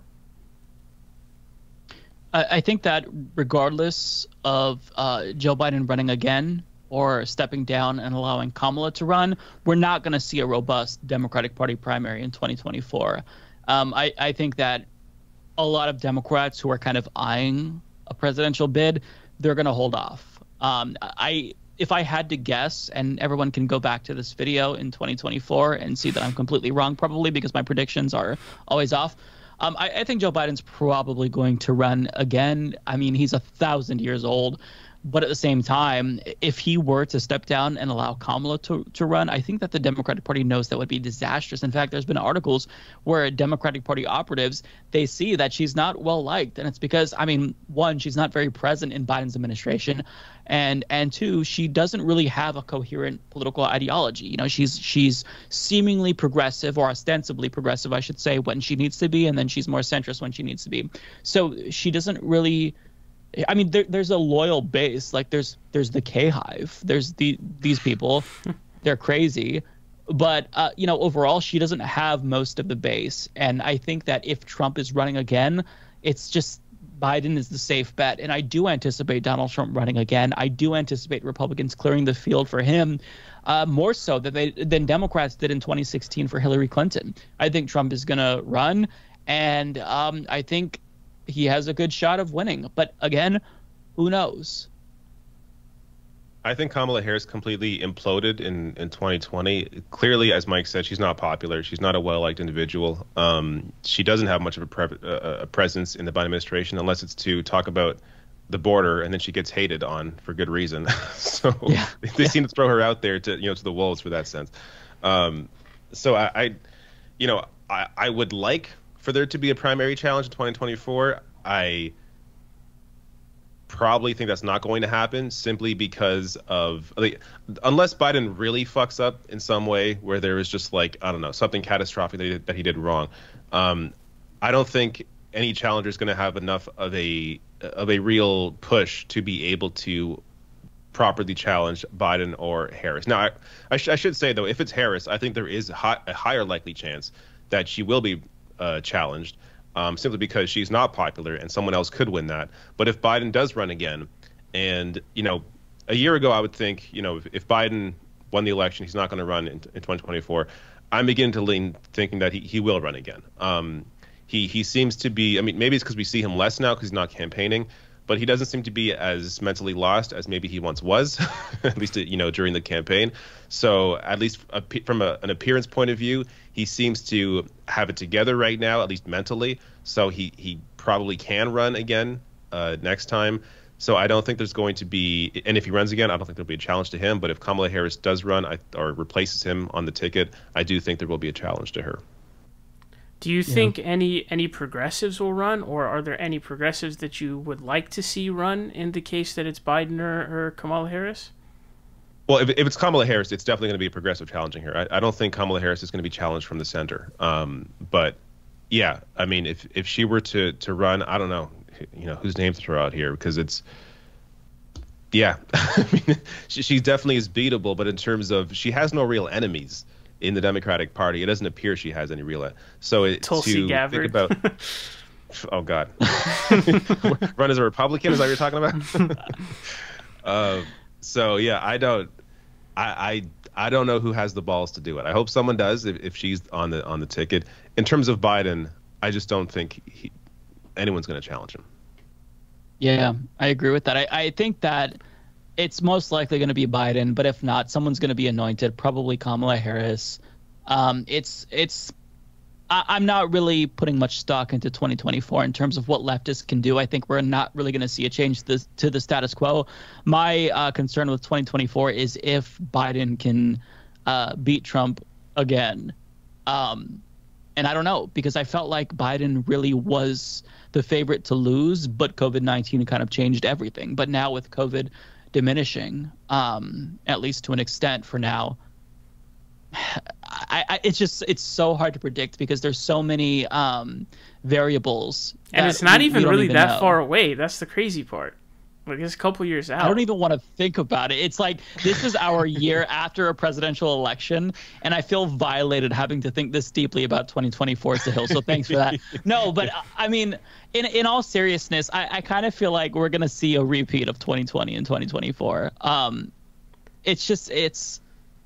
That's what I'm expecting. But then again, in 2016, I thought we'd see, Hillary Clinton versus Jeb Bush, and we saw Hillary Clinton versus Donald Trump. So who knows? I mean, things can change. American politics is absolutely batshit fucking insane. So whenever you kind of expect something to happen, your expectations are subverted by a dumber thing that happens.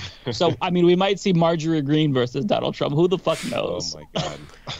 Look, which would be great. So I have a question for you guys. Ron DeSantis, another one that he's definitely an option. I have a question for you guys, though. Let's say that Elizabeth Warren decided to primary challenge either Biden or Kamala Harris. Would you guys support her? Happening. Yeah, but hypothetically, let's say she were to do that. She wouldn't do that. She doesn't have the balls to do that. There's no chance that's happening. If she were to do that, yeah, obviously back Warren over Kamala Harris or Biden, but that's, she's not doing that. Yeah, I don't think she's going to do it. There's a 0% chance that she does that. But if she did do that, I'm not going to lie. I'm kind of a petty bitch, and I probably would not support her. Wow. Would I vote for her, gun to my head, if, she's up against Warren? Yeah, I think I would do that. But ultimately, I'm not going to, cheerlead for her. I'm not going to donate to her campaign. I am a bitter motherfucker, and she hurt me. And I'm not going to forgive unless, she gives me a written apology, and that's not happening. So, yeah, I'll reluctantly support her over Harris if it came to that, but I don't think it's going to come to that. What about Biden? Biden over Harris? No, Biden over Warren. Yeah, for sure. And that it comes down to self-interest. At least Elizabeth Warren, even if she won't get anything accomplished, because I don't think she's a good fighter. I don't think she has a spine. She's saying she wants to cancel $50,000 of my student loan debt. I would very much appreciate that. So out of self-interest, I'll vote for Elizabeth Warren in that instance. But again, I think that if I saw that, maybe the emotions would kind of dissipate and I'd put facts over feelings again and acknowledge that she's better than Biden. But I'm still really butthurt about 2020 and what she did. But yeah, I'd probably support her over Biden if that was the only option.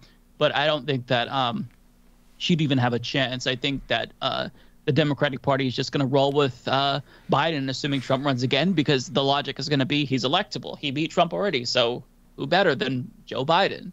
He slayed the beast, so we have to go with him. So, yeah, it's fun to talk about and speculate, but I kind of feel like 2024 might be pretty boring.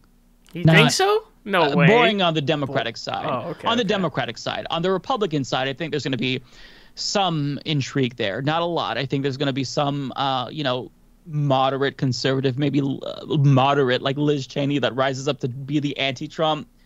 I think Trump's basically got this in the bag unless he dies or something. But I don't know. I mean, Joe Biden could have some big health incident too. Biden could there's die a lot of too. time. Not even die, but just like a heart attack or something like that. He's very old.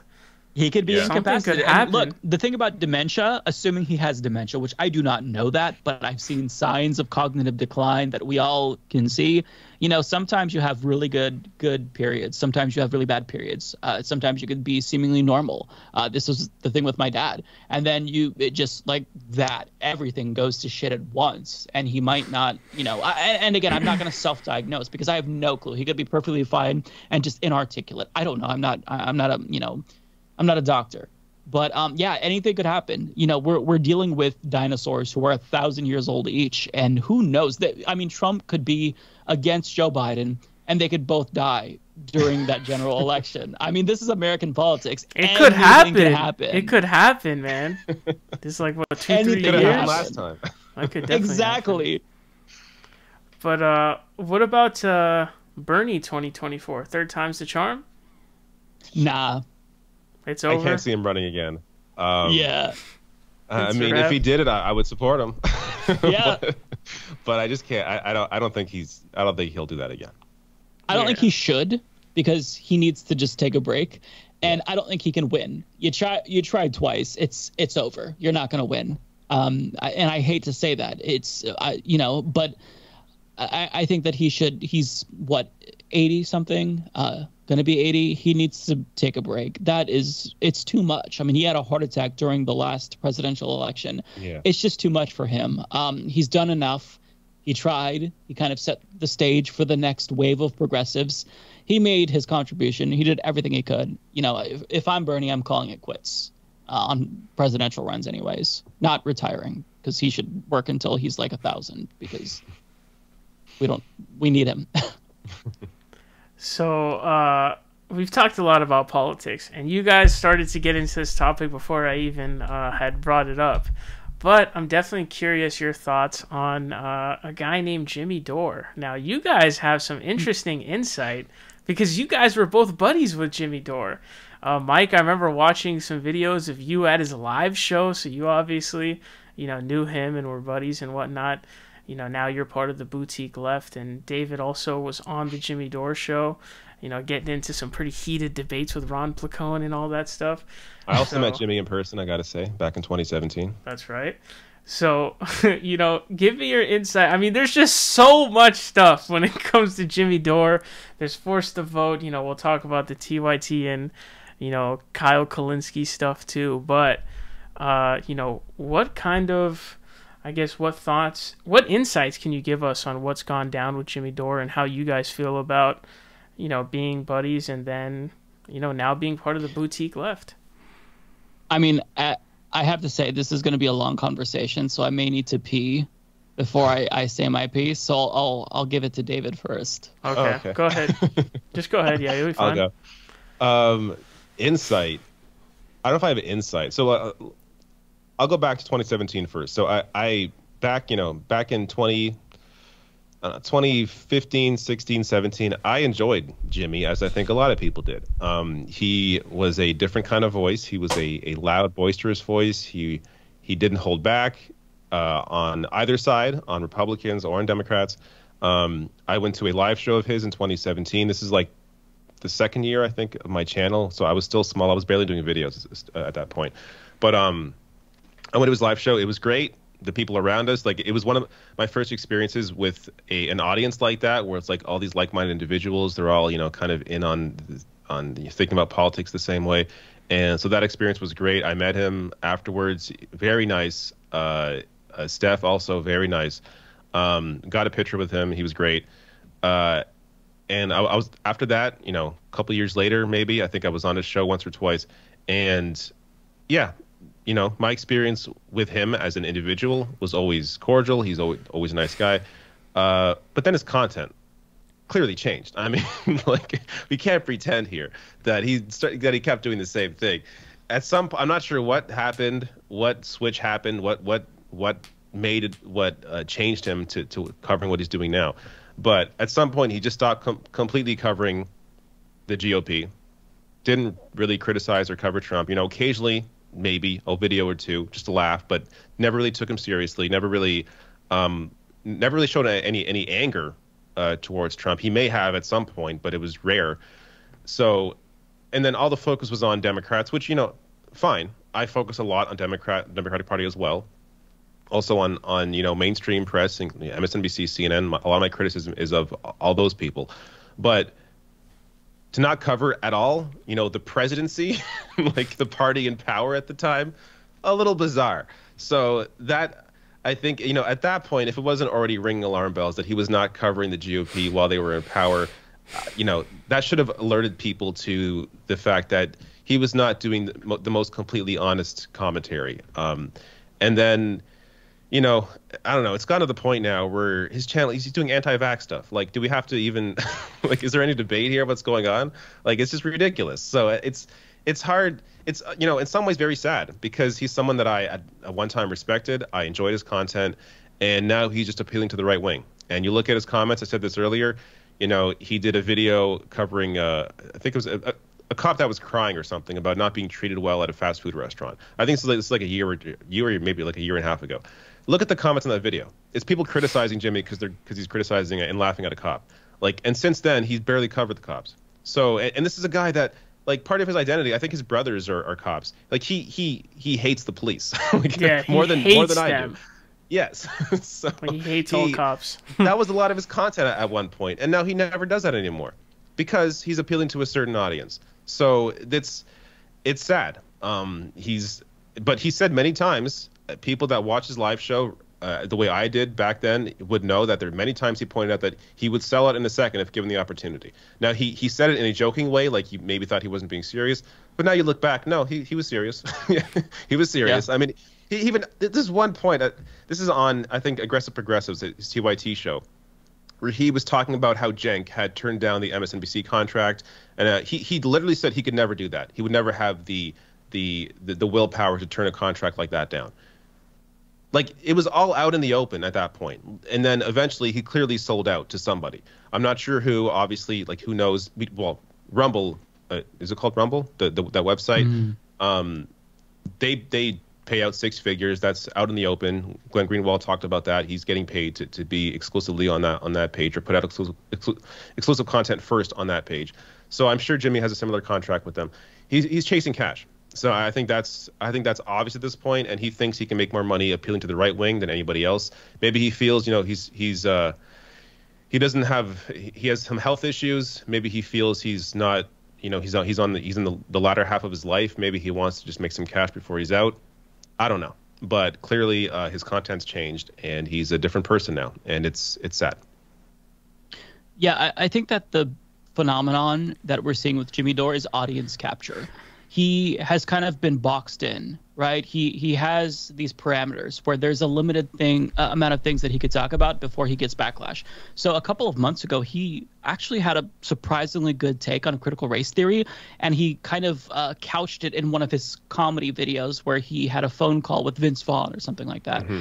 And that got a lot of dislikes. Now, if you look at my channel, if you look at David Doel's channel, when we talk about critical race theory, the audience agrees totally with us because there's a difference there. We don't have right-wingers in our audience, and the right-wingers that are there, they know that we're not going to pander to and appeal to them. So this is what I think is going on. So I kind of saw it myself. In 2016, after shitting on Hillary Clinton nonstop, I had a lot of right-wingers that started to follow me. And I've talked about this before when I released a video on Pizzagate. I remember that video. I remember that. I think even you did a video about that, right? I think I did, where, yeah. Mike's own fans turn on him or something. Yeah. So I see hilarious. that, and I just shit on Pizzagate. I think, look, I hate Hillary Clinton, but there are substantive ways to criticize her. And then I saw more dislikes than likes. I'm like, how many dumb fucks are watching me? So I had cognitive dissonance. I thought, okay, this video is getting brigaded. It's on Reddit. Somebody is sharing this. There's no way my audience, they're that dumb, right? And I literally Googled it. I tried to find where this video was posted because it had to have been brigaded. But come to find out, that was my audience. I cultivated them. And so what I was telling them, I thought that I was speaking to, leftists because, I mean, as leftists, we shit on liberals all the time. But I wasn't doing it in a right way. I wasn't challenging the conservative viewpoints. I was kind of just giving them what they wanted to hear. They wanted to hear someone shit on Hillary Clinton. And I was doing that, albeit from a left-wing perspective, but nonetheless, they were getting what they wanted. And the second that I deviated from what they wanted, the second I didn't confirm their existing biases, they began to try to punish me for that. So, me and Jimmy Dore had pretty similar content at that point, but I think after that you've noticed that I've pivoted, right? When I talk about how bad Hillary Clinton and liberals are, I make sure that I don't also affirm the bad beliefs that conservatives have about, or I should say, I don't implicitly suggest that Republicans are good, right? I don't want to shit on Democrats and suggest, hey, Democrats bad, Republicans are a great alternative. No, you also have to criticize Republicans. You have to criticize capitalism. You have to have a structural critique when you criticize Democrats. Otherwise, you're going to build up a right-wing audience. And, with enough time, you either, you choose to keep pandering to them and keep your channel and money, or you lose everything. And that's what Jimmy Dore is facing right now. If he were to turn around right now, he would lose a lot of his audience. Because, I mean, look at any video where he's relatively left-wing. It gets dogpiled by his conservative fans. There's a reason for that. He's been cultivating this audience, and he hasn't done anything to curate the audience that he has. And that's a problem, because even if deep down he's a left-winger still, which I don't think he has a coherent political ideology. I don't know if he's a capitalist or a socialist, but even if he is a left-winger deep down, it doesn't matter, because functionally he's a useful idiot for right-wingers. And, I think that if I knew Jimmy Dore very well, we were pretty close friends. I don't want to overstate our friendship, but, I considered him a friend. He considered me a friend. I met his brother. We texted back and forth. We were pretty close. If I could take that Jimmy Dore, go back in time and show him his channel right now, I think that Jimmy Dore would call current modern day Jimmy Dore a sellout. I think he would say that guy is a fucking sellout. He's pandering to right wingers. He's going on Fox News. I mean, Jimmy Dore used to say, I don't want to be accepted by the club. The minute they start bringing me on, I know I'm doing something wrong. This is what he said before. Mm-hmm. So, I think that it's obvious what's happening here. He doesn't have a choice. If he wants to keep going, rather than starting over and losing his audience, he's choosing to just push ahead. And I don't know what the circumstances are, with Rumble, but you're not going to post on Rumble if you're not getting paid. I mean, look at the website. So on the front page, the editor's picks, Jimmy Dore just launched his Rumble. His view on the front page of Rumble, which is an editor's pick, got less than 12,000 views. You're not going to put that much time and effort into uploading to a whole new website for, $50 in ad revenue. There's got to be some deal there that he worked out, like Tulsi Gabbard and Glenn Greenwald. So in my opinion, Jimmy Dore is a sellout. He is a sellout by his definitions. Go back and watch his old content. He would say, old Jimmy would say that new Jimmy is a sellout. And part of it is I think that he is bitter at the way that, he's no longer friends with Young Turks. When I would talk to him personally, he'd talk about how hurt he was that he wasn't brought on the panels. And I was also kind of perplexed by that. But come to find out, he's creating this hostile work environment. People don't want to be around him because he's a shitty person. And you get that sense when you watch him. I feel like it's not just like he's boxed into a corner. I think there's also something else going on there. And I don't know what it is. I'm not going to psychoanalyze him too much here, but I think that either he has BPD, maybe there's some other issue. I don't know. But there's also some emotional instability there. And I feel bad for him. I mean, I can't say that I don't hate him because now I honestly fucking hate his guts. But it's not like it comes from a place of sadness because I really used to respect him and look up to him. I think that the things that he said were necessary. I think that criticizing the Democratic Party and being really harsh was necessary. But at some point, you've got to question, who are you helping out more if you're shitting on the left nonstop like AOC, but yet you're saying we should align with Boogaloo Boys? Who's your audience? I think we know who his audience is, and it's no longer left-wingers. Yep. Yeah, that's some really great insight there given there on what exactly went down with Jimmy Dore there.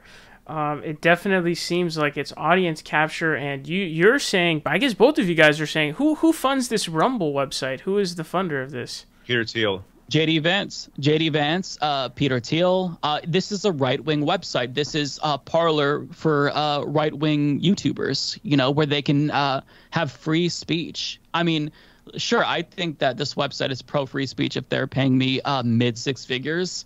But wow, mid-six figures? That's not much different. That's what they're paying. That's a lot of money. Yeah, mid-range six figures. We don't make that on YouTube. No. We don't make that on YouTube. I'm just going to say here now, so in July, they approached me.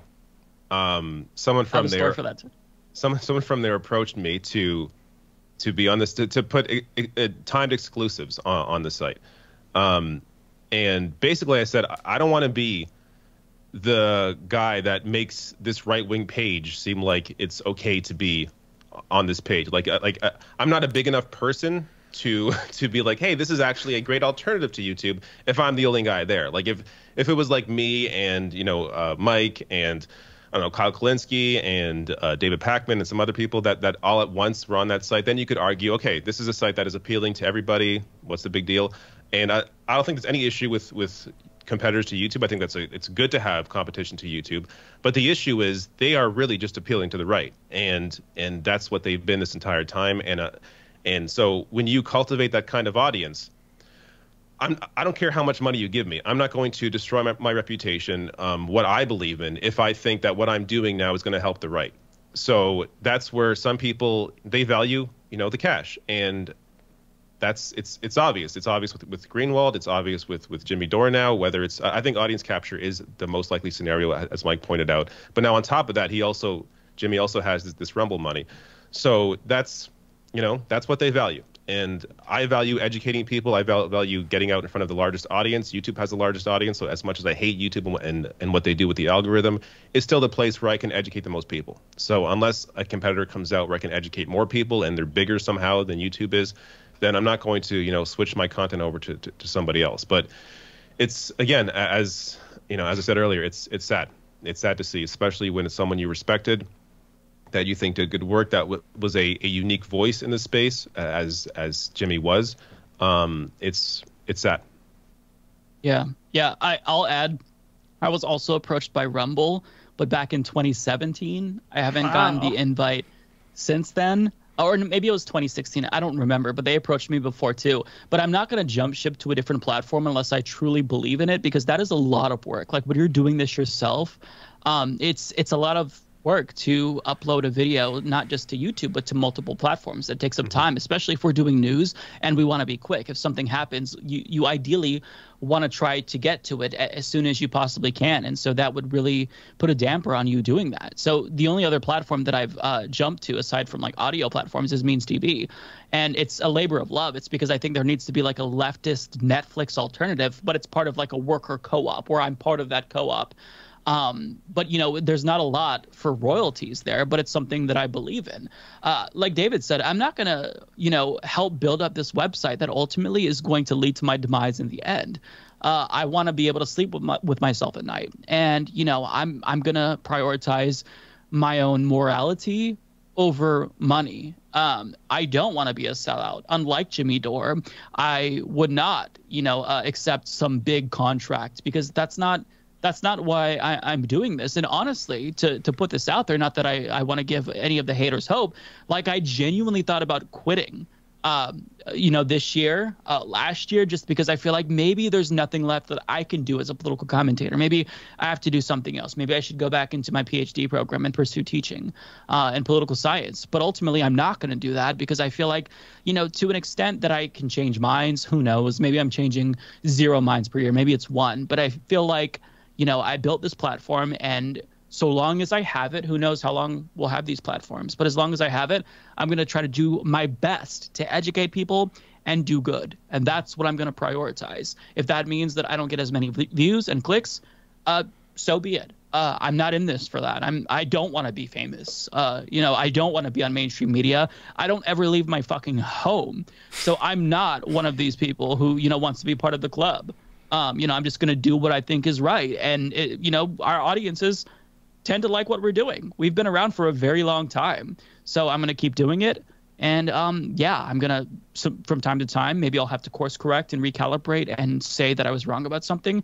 But that's part of life. As long as I'm genuinely trying to improve and build up rather than tear down, I think I'm doing my job as a left-wing political commentator. I think it just seems like I think a lot of people who are on YouTube kind of lose the bigger picture of what their numbers are. I guess in the chase of really high numbers, like even if you get like 5,000 views on a video, that's 5,000 people who are listening to what you're saying. That's insane when you think about it. So I guess that can lead to that. But what you're saying about Jimmy Dore is interesting because you're saying he's a sellout. And then you're also saying that there's maybe some psychological stuff going on. You know, I've seen him, you know, he clearly turned on Bernie Sanders because he didn't come on his show. You know, right, which is not normal. Yeah, that's not normal. He didn't come on my show. Yeah, it's a very bizarre thing to do, certainly, in terms of like how personal and emotional that kind of a thing is. And it's almost just like, it's hard for me to tell whether it's monetary or if it's just psychological pleasure that he gets from just having thousands of people just constantly just,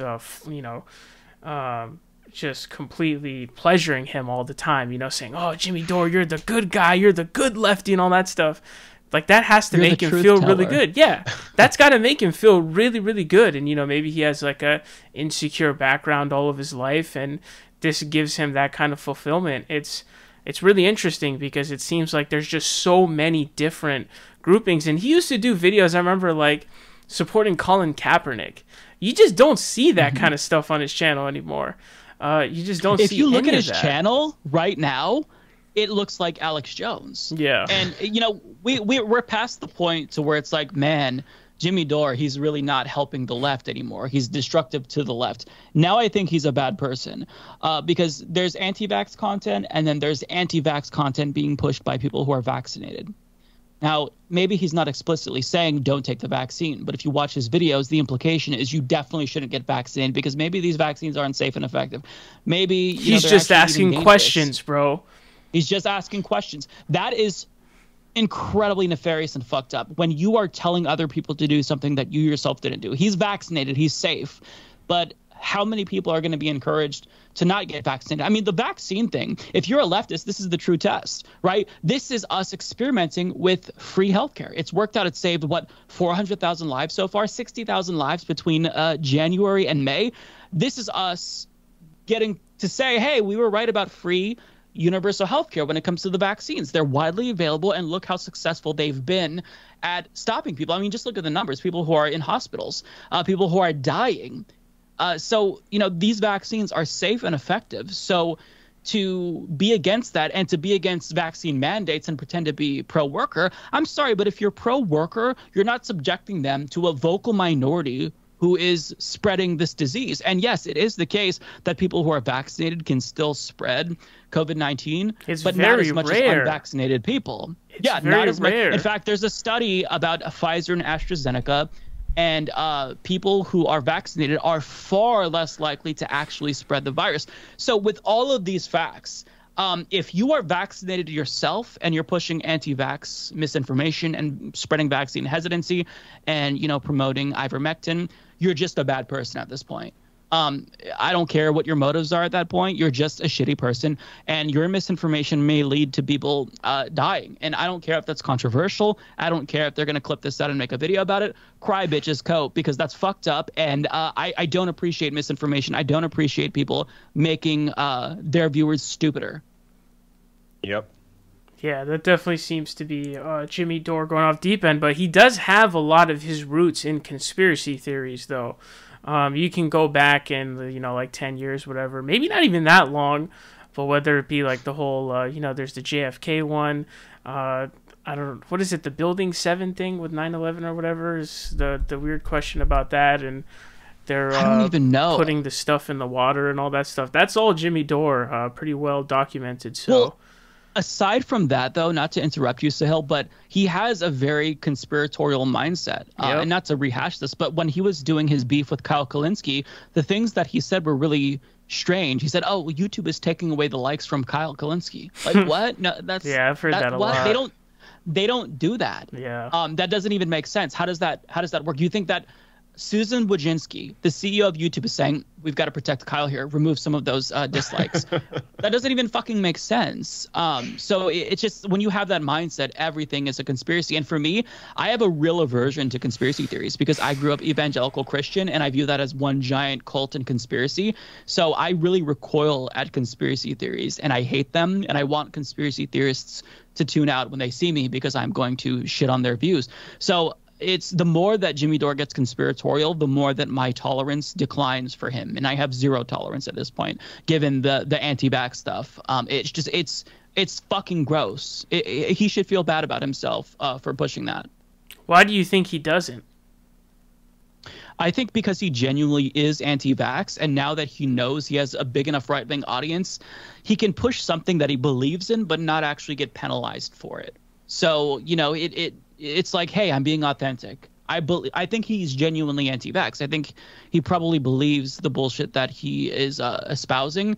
I think that after he got vaccinated, he talked about the side effects that he had. I mean, if you're a hypochondriac and you think that something caused something, you can make yourself feel a certain way. I think that every little thing that he feels, he's going to attribute that to the vaccines probably for the next like 10 years.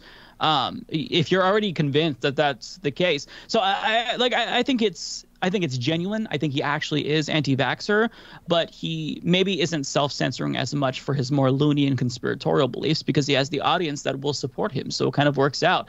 And, you know, when you can say something and be authentic and it doesn't actually hurt you with your audience, then it's kind of a win-win-win. So, you know, he has the right audience now, so might as well lean in. And that's exactly what he's doing. And he can do that. But anyone who still claims that he's a left-winger is just either they misunderstand politics or they're delusional, because that's not left-wing. That is right-wing. And again, he may self-identify as a leftist and still have some progressive values deep within. But if you are functionally more useful to the right than to the left, then you're not leftist. It doesn't matter. It matters what you do, you know, not what you say. It does seem like he doesn't really even have like a set political ideology. It just kind of seems like whatever personally benefits him at that moment, you know, whether it's like the Medicare for All version of Tulsi Gabbard or whatever, you know, he's going to defend that if it's Tulsi. But it just seems like there's not really any coherency going on there when it comes to political ideology. It all just comes down to what's beneficial to me personally. That's just what it seems like to me. Well, and I'm glad you brought up the Tulsi thing. That kind of confirms audience capture, right? Because he was really hesitant to criticize Tulsi Gabbard, even when she explicitly moved away from Medicare for All and supported a multi-payer system. I was arguing with Tulsels left and right on Twitter over this bullshit, over the specifics of the Medicare for All bill. What a waste of HR time, 676. Yeah, what a waste of time. And now the person who supported the candidate that moved away from Medicare for All over the candidate who actually supported Medicare for All is somehow seen as like the main Medicare for All advocate. Not I'm only sorry, that, but but even weird. Even the day that she had come out and endorsed Joe Biden, I watched part of like at least the beginning of that video. He asked her a question like, "Oh, is there any difference between endorsing him and what you're doing right now?" And she was like, "No, it's pretty much the same." And it's like, you're still trying to defend her even after all of that. It's like, holy smokes. So it's just, yeah, I don't know. It's interesting to see how it seems to really be just on a personal level. Yeah. Yep. And there was a really, really big blow up with Jimmy Dore and TYT recently, and you know, there was a lot that came out of that whole situation.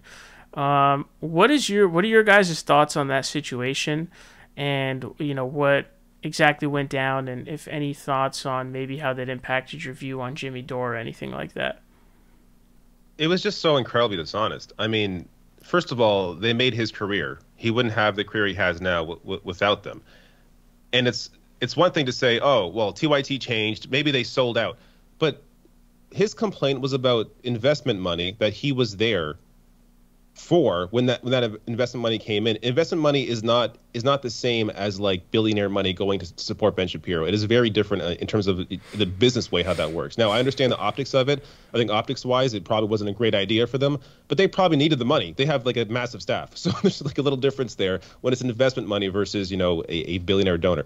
But he was there for that, and he was there for that 2 years later. Like it was ongoing. He was there while that was happening, and while that was happening, he was still he had his own show. He was able to say whatever he wanted. Like the idea that he claimed that impacted them in some way, and his attacks on them it was so dishonest that it really, as someone who watched both of them for a very long time, TYT and Jimmy Dore, it was just the whole thing was so dishonest, and it was obvious what he was doing. He was doing this as a play to try and get that reactionary support, which he has now, and then it became even more obvious when he attacked Kyle Kulinski out of nowhere. So all of it was just I think it just, I was already aware, of what Jimmy was doing, but at that point, if you weren't already aware, that should have clued most people in to how dishonest he was being.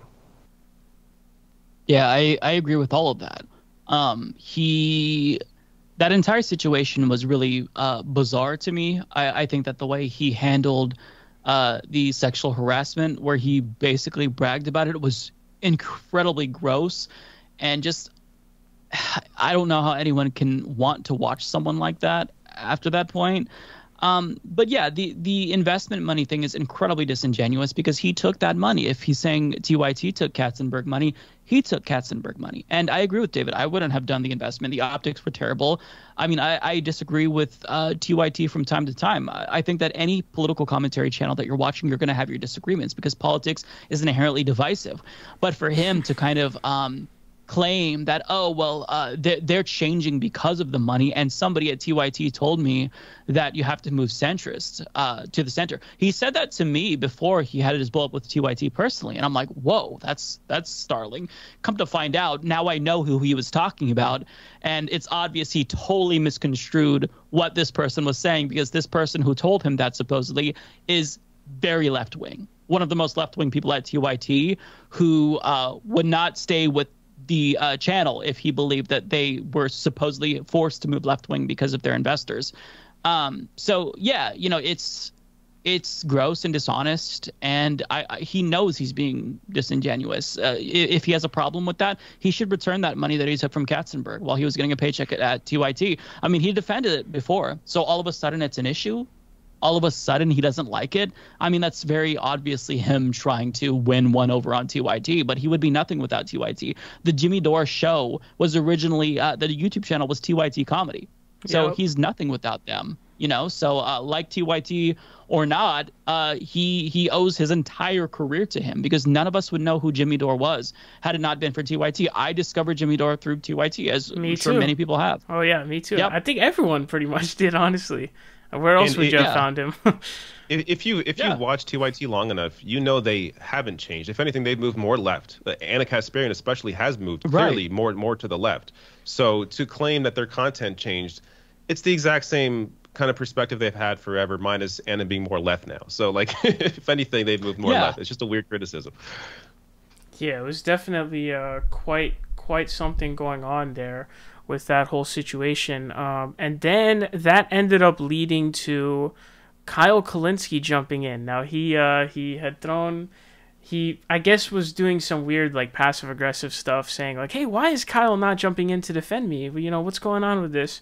So Kyle decides to jump in, and then what appears to happen is Kyle gets a major backlash from his own audience. He loses 10,000 subscribers. I think both of his videos on that might have more dislikes than likes at this point, but it was overwhelmingly, against him, obviously, in that situation. But when he came out, it seemed to be he didn't really know what his plan exactly was when he was inserting himself into the situation, or, he was making his entrance, I guess. What do you guys think about what happened there? I had thought that Jimmy Dore eventually was going to beef with Kyle, because I felt like it was something that was due. Jimmy Dore is a dude who burns bridges with everybody, right? It was inevitable to happen with Kyle too, especially because they're not aligned really on strategy means. So it was inevitable, but the way that it went down and how Kyle did it and what happened. What are your guys' thoughts on that? And because, he kind of he made concessions to kind of both sides, but decided ultimately to kind of be in the middle. And then at the end, I feel like he went more in Jimmy Dore's direction, if anything. He was even, saying that Hannah had blackmailed Jimmy when that wasn't true either. So, it was interesting to see. I'm curious what your guys' thoughts on that whole situation was. I mean, I feel like the first, and let me just say, I love Kyle. Kyle is a genuine person, and even if I disagree with him, it's coming from a place of his own beliefs. He's not influenced by money or celebrity. So I respect Kyle. I think that his response, ultimately, I disagreed with some of the things that he said, but I think it was fine for the most part.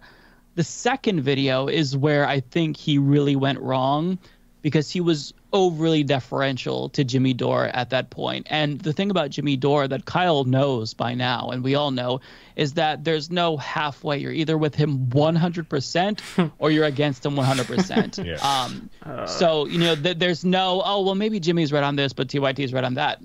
That's not going to be tolerated by Jimmy Dore and his stands.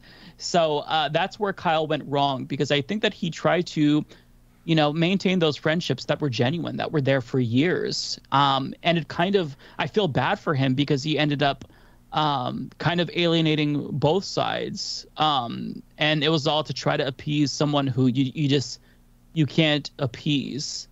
And I think that him defending Anna against like the sexual harassment, I think that was good.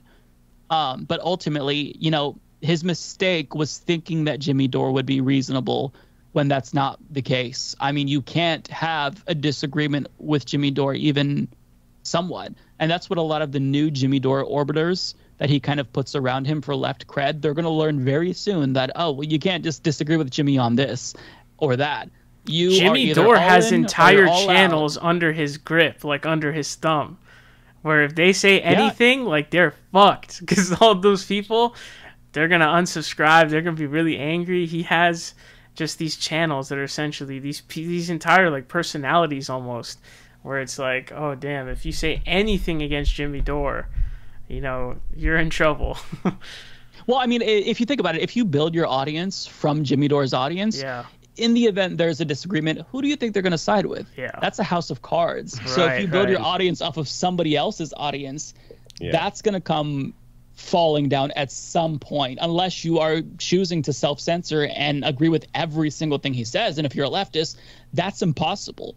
So, these orbiters of Jimmy Dore are going to find out, as we all did, that you're either with them or against them. There is zero middle ground, because with that kind of a personality, everything is a zero-sum game. He's not going to tolerate you deviating even a little bit. And so he'll bring you there because it's mutually beneficial. You grow your audience. He gets leftist credibility. But at the end, that relationship is temporary because personalities like Jimmy Dore, they have the tendency to burn bridges as long as, it's until it's no longer useful. He nukes bridges, man. He doesn't just burn them. And this guy is, wow. He absolutely does. Yeah, it's pretty insane. David, did you already talk about this? No, so yeah, I think Kyle's genuine. I think he's a great guy. I think he means well. I think he obviously clearly made some mistakes. Claiming that Anna blackmailed Jimmy, I think was wrong. I told Kyle, I messaged Kyle, I told Kyle that's you're wrong to say this. But yeah, I think what Kyle tries to do is what a lot of us try to do for a while, and that's it's not, at least for me, it wasn't really about maintaining a relationship with Jimmy. It was more about trying to appeal to an audience in the hopes that you can win them over, in the hopes of winning that Jimmy Dore audience over and making them realize, hey, maybe this strategy is actually a better strategy than burning every bridge.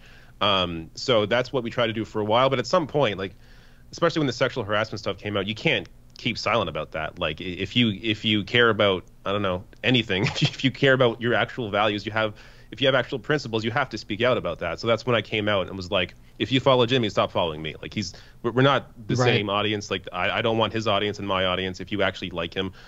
So that's, at that point, I thought it was clear to make that division. But yeah, and I don't know. In terms of Kyle made some missteps, but I think ultimately he's genuine. I think he believes what he says. And sure, we don't agree sometimes on some issues or some strategies, but when somebody is genuine, I think it's always worth, maintaining that relationship and being able to, have conversations with both them and their audience as well, and being able to, grow together, as opposed to, hating somebody because you differ on a certain issue or strategy. That's stupid. It's more about, is this person genuine? Do they actually care what they're discussing? Do they actually believe in what they're saying? And ultimately, I think that's what matters most, especially in this space, because there's so much diversity in the left in terms of ideas that it doesn't make sense to burn bridges over, someone disagreeing on, this or that issue. But when it gets to serious issues like sexual harassment, or when it gets to somebody who's just so toxic like Jimmy Dore, at that point, you can't, maintain that kind of relationship.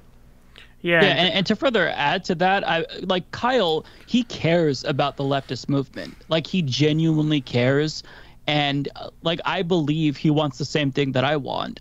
Sometimes we'll disagree on specifics, but he cares, and that's what separates the people who are genuine from the grifters. He wants to succeed, and in the event he thought that what I said would help us all, he would opt for that. We've had a lot of pretty heated debates about certain policy specifics that we never, took shots over at each other publicly for, because we don't want to make it seem as if we're divided. We genuinely want to be as accurate as we possibly can, and I can say that about Kyle with certainty. He cares. He wants to be accurate, and if he's wrong about something on a fact, he'll correct it. So to see, I did feel bad when Jimmy Dore turned on him, and when he made that second video where he really tried to appease Jimmy Dore, that same day Jimmy Dore is boasting about how he lost all these subscribers. It was really fucked up, and it shows that Jimmy is just mean-spirited. Kyle was trying to I don't necessarily think that Kyle was afraid of losing Jimmy's audience. I don't think that that's what drives Kyle. I think that Kyle didn't want the divisiveness to spread on the left. It's why, do you remember back in, 2018, 2019? Me and Kyle kind of had a little bit of a public spat on Twitter about Joe Rogan, but we came on your show, Sahil, we talked it out. This is a man who cares. So for him to get that response to, Jimmy Dore, and to see the Jimmy Dore fans attack him, I feel bad. It's fucked up. They attacked me too, but Kyle, I feel like, has gone out of his way to be reasonable, and I feel bad for him. I think Kyle's a good person, and he does good work. Yeah, he co-founded Justice Democrats. He's obviously done an insane amount of work when it comes to the progressive movement. But what's interesting about his channel, this is, I think, his philosophy in general when it comes to his channel, and is essentially to try to appeal to as many people as possible while still saying, what he believes, obviously. So whether that be conservatives or, Jimmy Dore fans or whoever it may be. So he definitely took that outlook of trying to appeal to Jimmy Dore fans while still saying, what he believes in.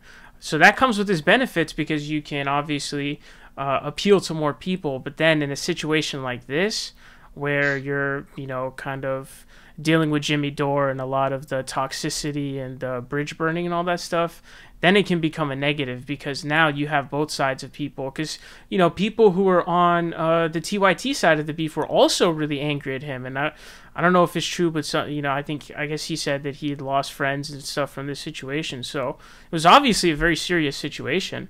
And I guess that kind of really came back to bite him, because I think something that's really significant in his channel is he does try to appeal to everybody, and he tries to be less insular in terms of appealing to people across the political spectrum.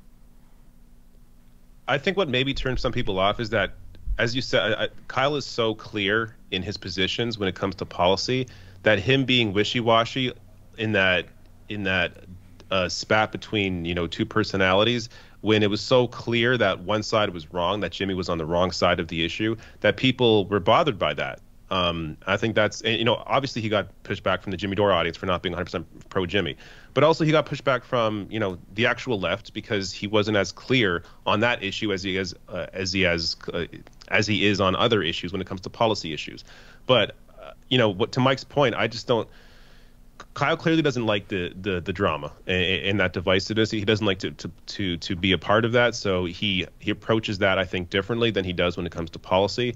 But I think that clearly rubbed some people the wrong way. Yeah, that definitely makes sense. I think that if he left it at the first video and didn't put out the second video, it wouldn't have been as bad, because at that point he already lost Jimmy Dore's audience. But, you know, the second video where he accused Anna of blackmail, or agreed with the blackmail claim, I think that was where he really kind of went wrong, because it wasn't blackmail, and that was a propaganda move by Jimmy Dore to shift culpability away from him and onto Anna, to make it seem as if she's the aggressor when he's the one who was in the wrong. It seemed like he gave into the pressure, and he caved further into the Jimmy Dore direction from that backlash, right? That's what I was going to say, actually, because I mean, when you're facing a lot of heat, it's hard to not respond. You want to correct every little negative thing that they're saying and every inaccurate thing. So I do get that instinct from him, and I sympathize with him, because I've kind of done this too, where on Twitter, you know, I end up arguing, and then I say one more thing. It's like, no, I got to say one more thing to convince them. But you have to accept that, you know, for some people, there's no convincing. You're not going to win them over, and you have to force yourself to leave it be. Yeah, that's definitely what kind of went down with that situation.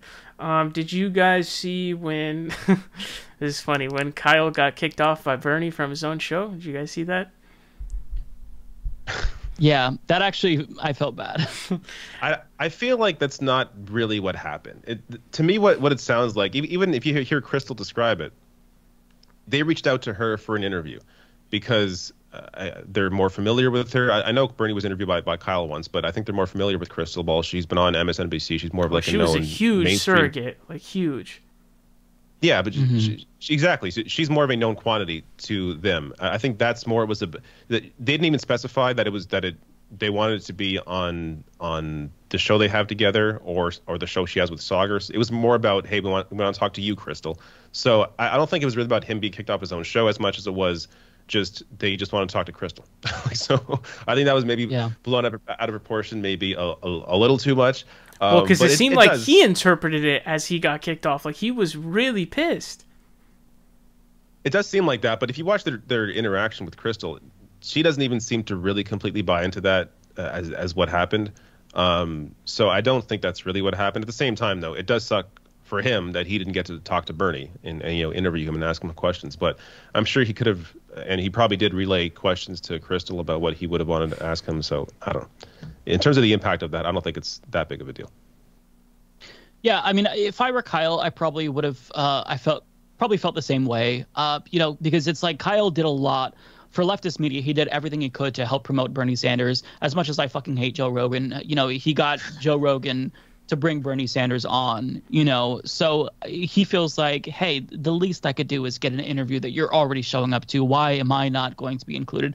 But I think that David Dole's interpretation is probably correct. For me, I probably would have felt the same way that Kyle felt. And I think I did like a Twitter thread about how it sucks that, leftists don't get taken seriously. But I think that may be overreading the situation. I think it's probably as easy as we like Crystal. And that's probably it. But, I get it from Kyle's point of view. I would, if I had the opportunity to, interview Bernie Sanders, I would love that. I reached out to his campaign in 2020 multiple times, never got a response. I still endorsed them, still loved him, so he's an idol of mine. And you shouldn't idolize politicians, but I really respect him, even if I disagree on certain things. And I would have loved to challenge him on areas of disagreement. But, overall, it probably isn't a slight on Kyle as much as it is, as David was saying. We're just familiar with Crystal. Do you feel like progressive politicians, like the squad members and such, should engage more with independent media, like your guys' channels or Secular Talk? Kyle, I don't think he wants to interview, but maybe your guys' channels, ones who are already elected. It seems like they're down to come on during the elections, but then once they get elected, it seems like they're not interested anymore. It's understandable. Obviously, you want to spend your time on mainstream media outlets to get to people that aren't already supporting you, but at the same time, it is important to have communication with your base. But I guess the other side of that is a lot of the independent media people are a little bit, out there, a little crazy, a little unpredictable. You don't really know what's going to happen. But do you guys think they should go on more? Yeah, well, for sure. In terms of, I think they should be helping to promote people that do good work in this space. In the sense that, like, if AOC went on, TYT now, it's a bigger deal clearly than when she went on back when she was campaigning. And it helps legitimize those sorts of channels. Does she go on there anymore? Mainstream audience. Sorry? Does she go on TYT anymore for interviews? I haven't seen her like on since maybe she has, but that's kind of. But I will say Ilhan Omar was on, I think, last week with Anna Kasparian, so she's been on. But yeah, in terms of what I do, I don't really care for doing interviews either, just because, for me, interviewing someone that I already agree with, especially someone who is well known, like, what am I going to offer? Like, sure, I can be like, hey, why did you vote this way on this thing? But it's ultimately, I feel like for me, interviewing lawmakers, there isn't a whole lot for me to do there. I'll interview people who are running to whether it's in Canada or in the US, because I want them to get more exposure if they don't have a lot of exposure. But ultimately, when it comes to a lawmaker, I don't see the point for me interviewing them. But I understand. I think it would be important for them to get more into this space and legitimize these left-wing channels. Yeah, I agree with David on that. My opinion has kind of changed, because originally I was of the mind that it doesn't really matter if they come on our channels. I would prefer that they go on mainstream media and get the message out to a wider audience. But I do think that it helps for legitimization for people who are trying to do good. That being said, I can't place all of the blame on them, because I haven't invited lawmakers on my program. Whenever I've had a lawmaker on, like Ro Khanna, it's been him responding to me because I shit on him. And he's like, hey, let's talk about it. So Ro Khanna's a really good example with that. He does a really good job, I feel like, of communicating with progressive channels. He goes on Jimmy Dore's show even. Yeah. So, I mean, part of it is it's on my part as well. But I think that overall, the line of communication should definitely be reestablished, and I think it would be worthwhile if they did come on our shows. They are free to reach out whenever they want to, and I'll bring them on. But I think that there also has to be an active effort from my part, which has been lacking, because I will be honest, I like bringing on new candidates who are running, because I think that's going to be the most impactful and have the biggest make the biggest amount of like change, for example. But yeah, I should reach out and try to bring them on. I think that would be worthwhile. I think it could be really beneficial, because obviously there's, a lot of backlash and stuff going on with certain things that maybe could have been explained. Like, we were talking about earlier about the Iron Dome thing. Maybe that could quell a lot of the backlash, or people who are like, hey, what the hell's going on? They give some explanations, and I guess it could help improve communication with even people who already may support them, but maybe if they don't come on, they start to get disillusioned or things like that. So, but I also understand the other side of, it's kind of tough to pick and choose maybe which media outlets are legit, because ones like Jimmy Dore and stuff like that kind of go off the rails. So it can be kind of tough, but I do think it could definitely be a beneficial thing for sure. Yeah, I agree. So, you mentioned this earlier about Joe Rogan. I'm curious to hear your guys' thoughts on Joe Rogan, because he, funny you brought that conversation up, Mike, where it was, you, Kyle, and myself talking about all the Joe Rogan stuff. He took a pretty hard left turn, I would say, like shortly after that. He brought on Bernie Sanders. He was like debating Dan Crenshaw about Medicare for All, saying a bunch of progressive stuff, and the Dave Rubin conversation about building codes. Like, he really definitely took, like, around that time frame, I really felt like he took a pretty left-wing turn. But ever since the Spotify deal and the Texas move, a complete 180. He's completely gone off the rails with the anti-vax stuff. All of this crazy stuff. He's super against anything left-wing, I guess, now. What happened?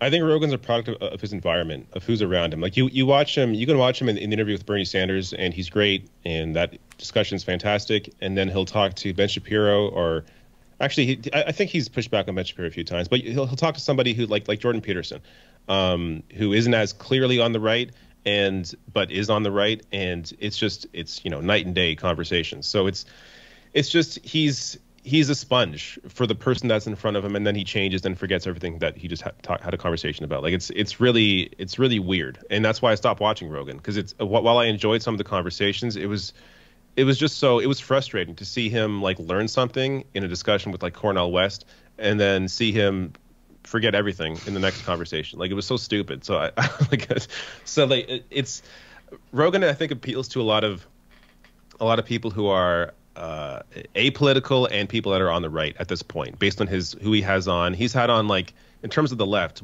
Bernie Sanders once, Cornel West once, Abby Martin, I think 3 times maybe, Kyle Kulinski 3 times, I think, or twice, Pac-Man once or twice, and then who?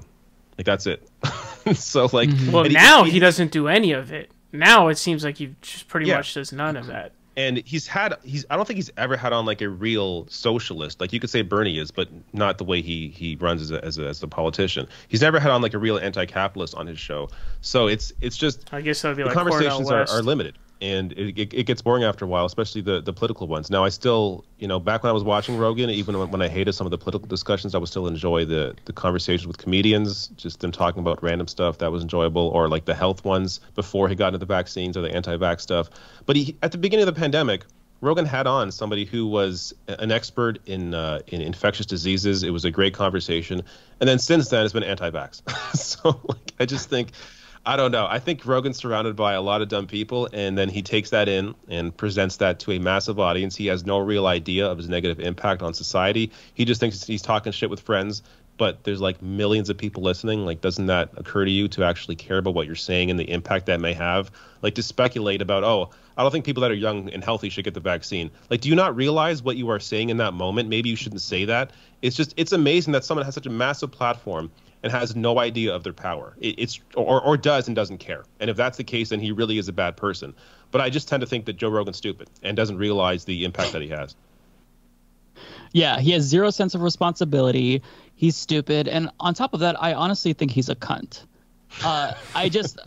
Look, I am not the best judge of character, or I shouldn't say I'm a bad judge of character, but I usually am not cynical enough with people. I usually will kind of put aside red flags and think, no, you're just being too judgmental and cynical. Give him a chance.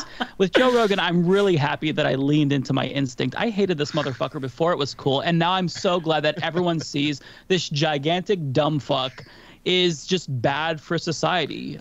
He tries to pretend as if he's not a political commentator. He just talks about politics. We talk about this, we talk about that. No, you're a political commentator now. You are a right-wing ideologue.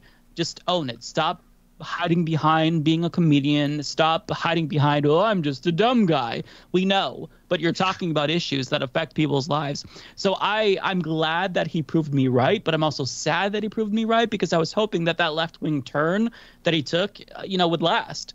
So he proved me wrong at first, but long-term he proved me right. And I love that more people see it. It's nice to be proven right. It's nice to rack up a win under my belt after I've been wrong about people before. I hate Joe Rogan. I think he is a piece of shit. And fuck him. That's my take. Do you think he was ever dishonest about any of his positions in the past, that he could just flip so easily after getting so much money? I don't think he puts that much thought into them, honestly. I don't think he holds any strong positions except on jiu-jitsu, except on MMA, except on like health, or working out and diet. Like, apart from that, I don't think he has strong positions, which is why he seems so flimsy on these issues, because he ultimately is not impacted by them. He's incredibly wealthy, even before the Spotify deal, millionaire. He's fine. So he's not, because he isn't directly impacted by that, unless he's consciously thinking about people that can't afford healthcare, like when he's talking to Bernie Sanders or Cornel West, he's not thinking about these issues. So it's just not. And then recently he talked about Tucker Carlson and how Tucker brings on left-wingers and doesn't disparage them. Like, first of all, who on the left, and then the people that he's probably referring to, like Jimmy Dore, he brings them on, like Glenn Greenwald, and then that's what he's talking about. And he brings those people on because they're going to serve Tucker's agenda. The Fox News, he doesn't bring them on to debate him. So it's just, Rogan's so stupid. Like, it really is unfortunate. After, I mean, I'm not even joking. I watched probably like every Rogan podcast from 2014 to 2016 maybe. because I would put it on when I was working out back when I was in shape, and so I would listen to it, and I would enjoy most of the episodes. And he had on Cenk back then, he had on Anna back then. Those were great conversations, and he's just, who knows what the hell he is now. Like when he had on Sam Harris, that was kind of the beginning of the transformation. Rogan thinking that Sam was this brilliant dude, and then he went down the rabbit hole with Jordan Peterson, and then Crowder, Ben Shapiro, who I think were probably on before, but then he was probably a little more open to those right wing ideas. But I don't know. But you can argue, someone could argue that, hey, he had Kyle Kulinski for the election coverage, and that was a good idea. But you look at the comments on the election coverage, and a lot of them don't like that Kyle was there. So it's like, this is the audience that Rogan has. And it's obvious he's on the right. Yeah. Is there anything that you think Kyle could do to kind of weather the ship in terms of Joe Rogan's political influence and the kind of stuff that he's putting out? No, because Joe Rogan holds all the cards there, right? If Kyle tries to pressure him too much, I think that he's going to kind of turn away from Kyle. So Kyle only has so much that he can do in terms of influencing him. I mean, this is a massive celebrity. This is a multi-millionaire. So the extent that Kyle can influence Joe Rogan as a friend, I think Kyle is very clearly trying. But Joe Rogan is too far gone. He is a lost cause. He just is... he kind of is a Dave Rubin to me, where he just agrees with whoever he brings on the podcast. And if you bring on more left-wingers or right-wingers, you're going to agree with more right-wingers. So maybe he'll go down some different path and be a left-winger or a centrist. I mean, only time will tell. But either way, I hope that people aren't there for the ride, and I hope that they don't watch, because it's just... I don't know. I don't get the appeal. So I was never a fan of Joe Rogan. I liked the videos that he would do about drugs, like when he explained his DMT trip. I thought that was really interesting. I thought that he was kind of like insightful in that way, with these more lighthearted conversations. But to be a right-wing propagandist effectively, I mean, just own it. And really, for me, the attacking trans people is really what pisses me off, because you don't bring trans people on, you don't humanize them, but you bring on the people who want to dehumanize them.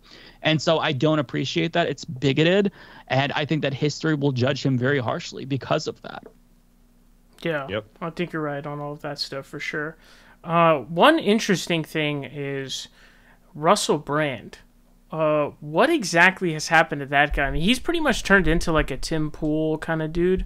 But what I find interesting about Russell Brand is he wasn't just like a centrist liberal or something like that. Like, he seemed to be a full-on communist who was fully supporting like a socialist revolution of kinds. But it seemed like from the conversations I would hear with Joe Rogan and other people, he seemed to legitimately be supporting that kind of thing. So, what exactly happened there? Does he still retain those beliefs? Or, I know, Mike, you did a video about this. What is going on with the guy? I don't know. So I actually did used to watch Russell Brand quite a bit, because he would challenge me from the left. He was very he's one of those, I don't want to say like the loud vegans. Like I'm vegetarian. I'm flirting with that.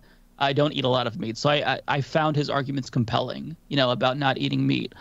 So I'd watch that. I thought he was entertaining. I liked his movies. I was kind of a weird like, of all the people, like, imagine being a huge fan of Russell Brand. That was me.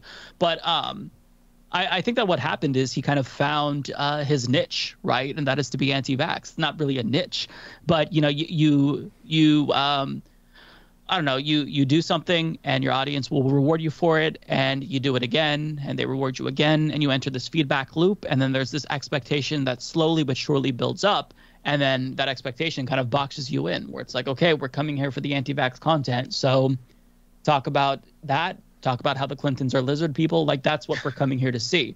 So you don't have much room, once you kind of invite that audience in, unless you really do a hard purge of them.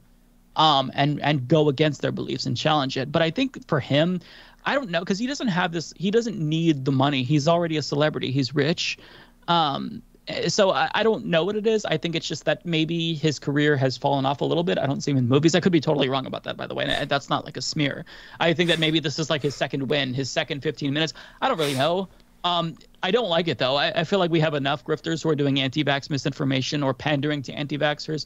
We don't need Russell Brand to jump in. Honestly, I think that YouTube should have this policy where if you're a celebrity and you've been in at least 2 high-grossing films, you shouldn't be allowed on the platform. We should cancel them and censor them. That's a good idea. Because this is for us normies. Fuck off. I don't want Will Smith on the platform. I don't want Russell Brand on the platform. Get fucked. This is for us, okay? The normal people to build a fucking platform, not people who already have a pre-existing fan base. Get fucked. I don't like that, so I'm bitter. And then not only that, but then the algorithm helps them too. Like the algorithm helps Seth Meyers, The Daily Show, like all those people, CNN, MSNBC. Yeah, so, every single time I finish a YouTube video, it doesn't matter what it is. If it's politics, the next video that autoplays is John Oliver. Yeah. I don't watch John Oliver that much, but if I finish Rational National, it's John Oliver. I hear that chime when I'm getting ready. I'm like, oh fuck, I've got to change the video again. Like, get the celebrities off the platform. Like, I'm totally biased, and that's a totally irrational take. And from a business standpoint, YouTube would never go for it. But I can vocalize that belief. We should cancel celebrities off of the platform. In terms of my thoughts on Russell Brand, I have not been following. I guess he's anti-vax now. Is that the case? Is that what happened? He's just generally speaking. He's neutral, but he seems to be doing the Tim Pool stuff. Like I saw a video he posted about like, turns out Hillary was wrong about the Russiagate thing or something like that. There was some story, some niche story that came out about something to do with one of the lawyers involved with that. So his videos are very similar to Tim Pool if you go through his video list. In terms of the political stuff, I don't know what's going on with him, but in terms of if he's neutral on vaccines, I think a part of that is the spirituality aspect that he has, which, by the way, I know a lot of people like that. I'm like that myself. I'm not religious, but I have, I don't know. I'm not going to explain my whole worldview here, but I understand where he's coming from in that sense. But there is a large section of that world that is anti-vax, and it comes out of the crystal loving yoga people. Like it's kind of like that area. And again, yoga's great. Nothing's wrong with yoga, but there's for some reason, and I don't know why, but for some reason there is a percentage of those people that are skeptical of vaccines, and they don't even really consider themselves to be on the right. These are people that would largely, I would think, vote for people on the left, or at least vote for Democrats. And for some reason they question that stuff, and he's probably now motivated by the reaction he's getting, which is probably a mostly positive reaction for his positions on those issues. And I think part of it's also that he does seem sort of like a sponge in the way that Rogan is, where he takes in whoever's in front of them and their worldview, and maybe doesn't challenge himself the way that maybe he used to. Because I have watched some of his stuff in the past. I've enjoyed him. I like his personality. He seems like a unique guy. But clearly there is an aspect of him that maybe is unwilling to push his guests, or when he's on someone else's podcast, like I think when he was on Joe Rogan's podcast, there were some discussions where I think you can kind of see Russell Brand pushing back a little bit, but wasn't willing to go as far as he could have gone. And that's maybe what's happening with people he's having on, or the discussions he's having. Again, I don't know. I don't follow him that closely, but just knowing what I've seen of him in the past and what I enjoyed of him, I could understand how part of his audience would be taken in by that sort of vaccine hesitancy. Yeah. So this has been quite the long conversation. Wow, it's been over 2.5 hours.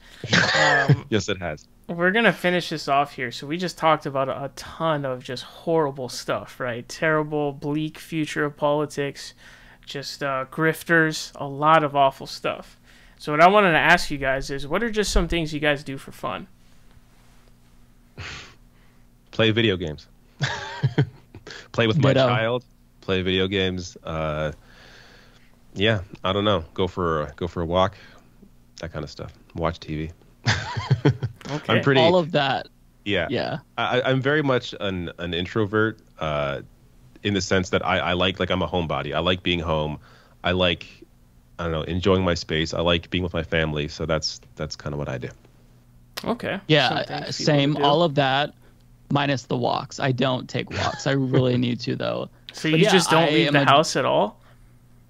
I don't. I'm actually genuinely agoraphobic. So I have a panic disorder, and I have gotten better a little bit. But leaving home is actually relatively hard. Sometimes, depending on where I'm at, it's actually traumatic. But I'm on medication. I'm treating that. But aside from mental issues aside, I actually am also a homebody where I don't really like to do anything. My ideal day is just sitting on my ass and eating shitty food, cuddling with my dogs, playing video games, watching podcasts, usually H3. That's like the only one I've been watching lately that's long form. But yeah, same thing. I feel like David and I get along so well because we're kind of like the same person in a way. He's like the straight Canadian version of the Humanist Report. I gotta say though, now I feel bad for meeting you in Portland because we met in person. I feel bad for asking you to lunch because was that traumatic for you to go out? No. So that was when there are these long periods of time where I'm okay. And then it'll kind of like flare up again. Okay. Like it's kind of weird. Like I go through cycles, and that was a good cycle. So I actually genuinely enjoyed that. But now, if you were to come to Portland, and be like, hey, you want to meet up? I'd be like, sure. That's rough. You guys, you could say COVID. You know, COVID's still out in the air. I don't want to get COVID, so that's why. Yeah, I've been using COVID quite a bit to help myself in that regard. But I'm actually feeling a lot better lately, so I don't want to like overplay that. I've been feeling more normal again. And again, it's always like it goes through cycles, and it's hereditary. My brother has the same exact thing. A panic disorder that he's working through. In fact, I got it before him, and he's my older brother, so I gave him tips. But you know, life's not bad. I work from home, so I can't complain, right? Mm-hmm. Have you guys ever lost interest in playing video games at any point? There was a time. So I reviewed video games when I was really young. So did I. Did. Did you really? Yeah. Yeah, so I was a video game reviewer. I got burned out after that, and I kind of took a break. How long? How long of a break? Love. Probably about 3 years. Wow. Where I didn't play anything. That's a long break. Wow, that is long. Like no games whatsoever? I mean, if I played games, it was probably like 20 minutes a week. Maybe No, it was like I picked up Animal Crossing or played some shitty iPhone game. It was a period when I was still working like a lot. I was on salary working at Blockbuster when it was like closing, so I had no personal time. So it was part losing interest, part when I had free time, I kind of just was exhausted and didn't want to do anything. But aside from that, I've always loved video games. In fact, as soon as this interview is over, I have another interview, and then I have to do my dailies on Animal Crossing because, you know, there's a new update. So yeah. That actually reminds me. Your story reminds me of my story actually, because I used to work for a company, AMD, they make video cards. So I worked on the marketing side, the gaming side, the marketing side, and I left that company during Gamergate, and it was like a mix of Gamergate plus working at that company for so long that there was maybe like a few months where I was just like actually that turned me off completely following the industry. I used to be like, because I used to cover the industry and then I worked for that company. I was online, like on IGN, on GameSpot. Like I was on these sites every day, like what's the latest updates, what's going on in gaming. And then after that job, I like shut off. I was like, I didn't follow it anymore. I think I still, you know, there may be like a few months where I wasn't playing game, but then I still played games, but I wasn't following the day-to-day as I used to. And at this point, now I'm kind of getting a little more back into it, just as a break from politics. I watch Newswave, the Spawnwave. Spawnwave, yes, they're the best, aren't they? Yeah. So the guy that does those news updates every day, he's fantastic. So it's like a quick 20 minutes of what's going on in the industry, and I watch that. But apart from that, I don't follow it too closely anymore. But I do play whenever I have the opportunity. I mean, I have a kid now, so there's less of a chance to play games. But when I have a chance, I'm playing. Like right now, I'm playing Metroid Dread. Such a good game. So fantastic. Hopefully, I'll beat it sometime this week. But yeah, I am still a massive gamer for sure. Man, for me, I mean, I enjoyed playing games like my whole life, but like past like year or so, like I've completely lost interest. I have to force myself to play games, but that only lasts for like maybe 20-30 minutes, and even that's not enjoyable. So I've had to just do other stuff, like go outside and like, you know, play sports or just walk around or stuff like that. Definitely a bit of a life crisis. I mean, your entire life you're just super into video games, and then now you just can't play them at all anymore. It's pretty rough, man. Definitely pretty rough. You know what it is? You know what that is? I can tell you exactly what that is. You're a college student. So when I was in school, I had no interest because, I mean, why start a game with a really in-depth story or a really difficult game where if you're not going to get to play it again for like another week, and by the time you come back, you forget how to play? You know, it'll come back. The love will come back. The flame will be rekindled. Because I feel like we go through that. College is tough. Work can get in the way, but you'll find it again. Also, you have more of a social life in college, so there's like less time, less opportunity to game. But like once you get back, like once you're done school and you get back and get slapped in the face by the real world, then you'll be like, you need a break, go play some Mega Man and forget about your troubles. Hopefully it'll come back, man, because wow, it's rough. It's rough. Pick up Metroid Dread, and it might. That game is amazing. Yeah. You playing it on the Switch? Yeah. Okay. Yeah, I just finished it on Monday. It's not 10 out of 10, but it's like 8.5 out of 10. It's very, very good. It'll kick your ass though, but it's fun. It's worth it. Are you gonna beat it again? No, I'm gonna move on. I'm gonna play Back 4 Blood probably. Also playing Far Cry 6 right now. Doing co-op with my husband, and it's a pretty fun game. But the fun kind of just comes from fucking around and killing NPCs randomly, lighting, you know, your chicken ally buddy on fire and watching him run. That's the fun because I just like to fuck around. But I like it. It's an Ubisoft game, so you know what to expect, kind of. All right, well, that wraps up the conversation. Do you guys have any last words you guys want to say before the end? No, just I don't know. Subscribe to the channel. Just subscribe to all three of us. There you go. Well, I really appreciate you guys doing this, man. Definitely long conversation. Did you want to say something, Mike? No. Subscribe to the Progressive Voice, the best progressive drama channel in the game. Newcomers don't have the swag of Sahil or the nuance or the context or the relationships that he's built up over the years. Sahil is one of the best. So I really thoroughly enjoyed this. I always watch both of you. So yeah, thank you so much. Really appreciate it, man.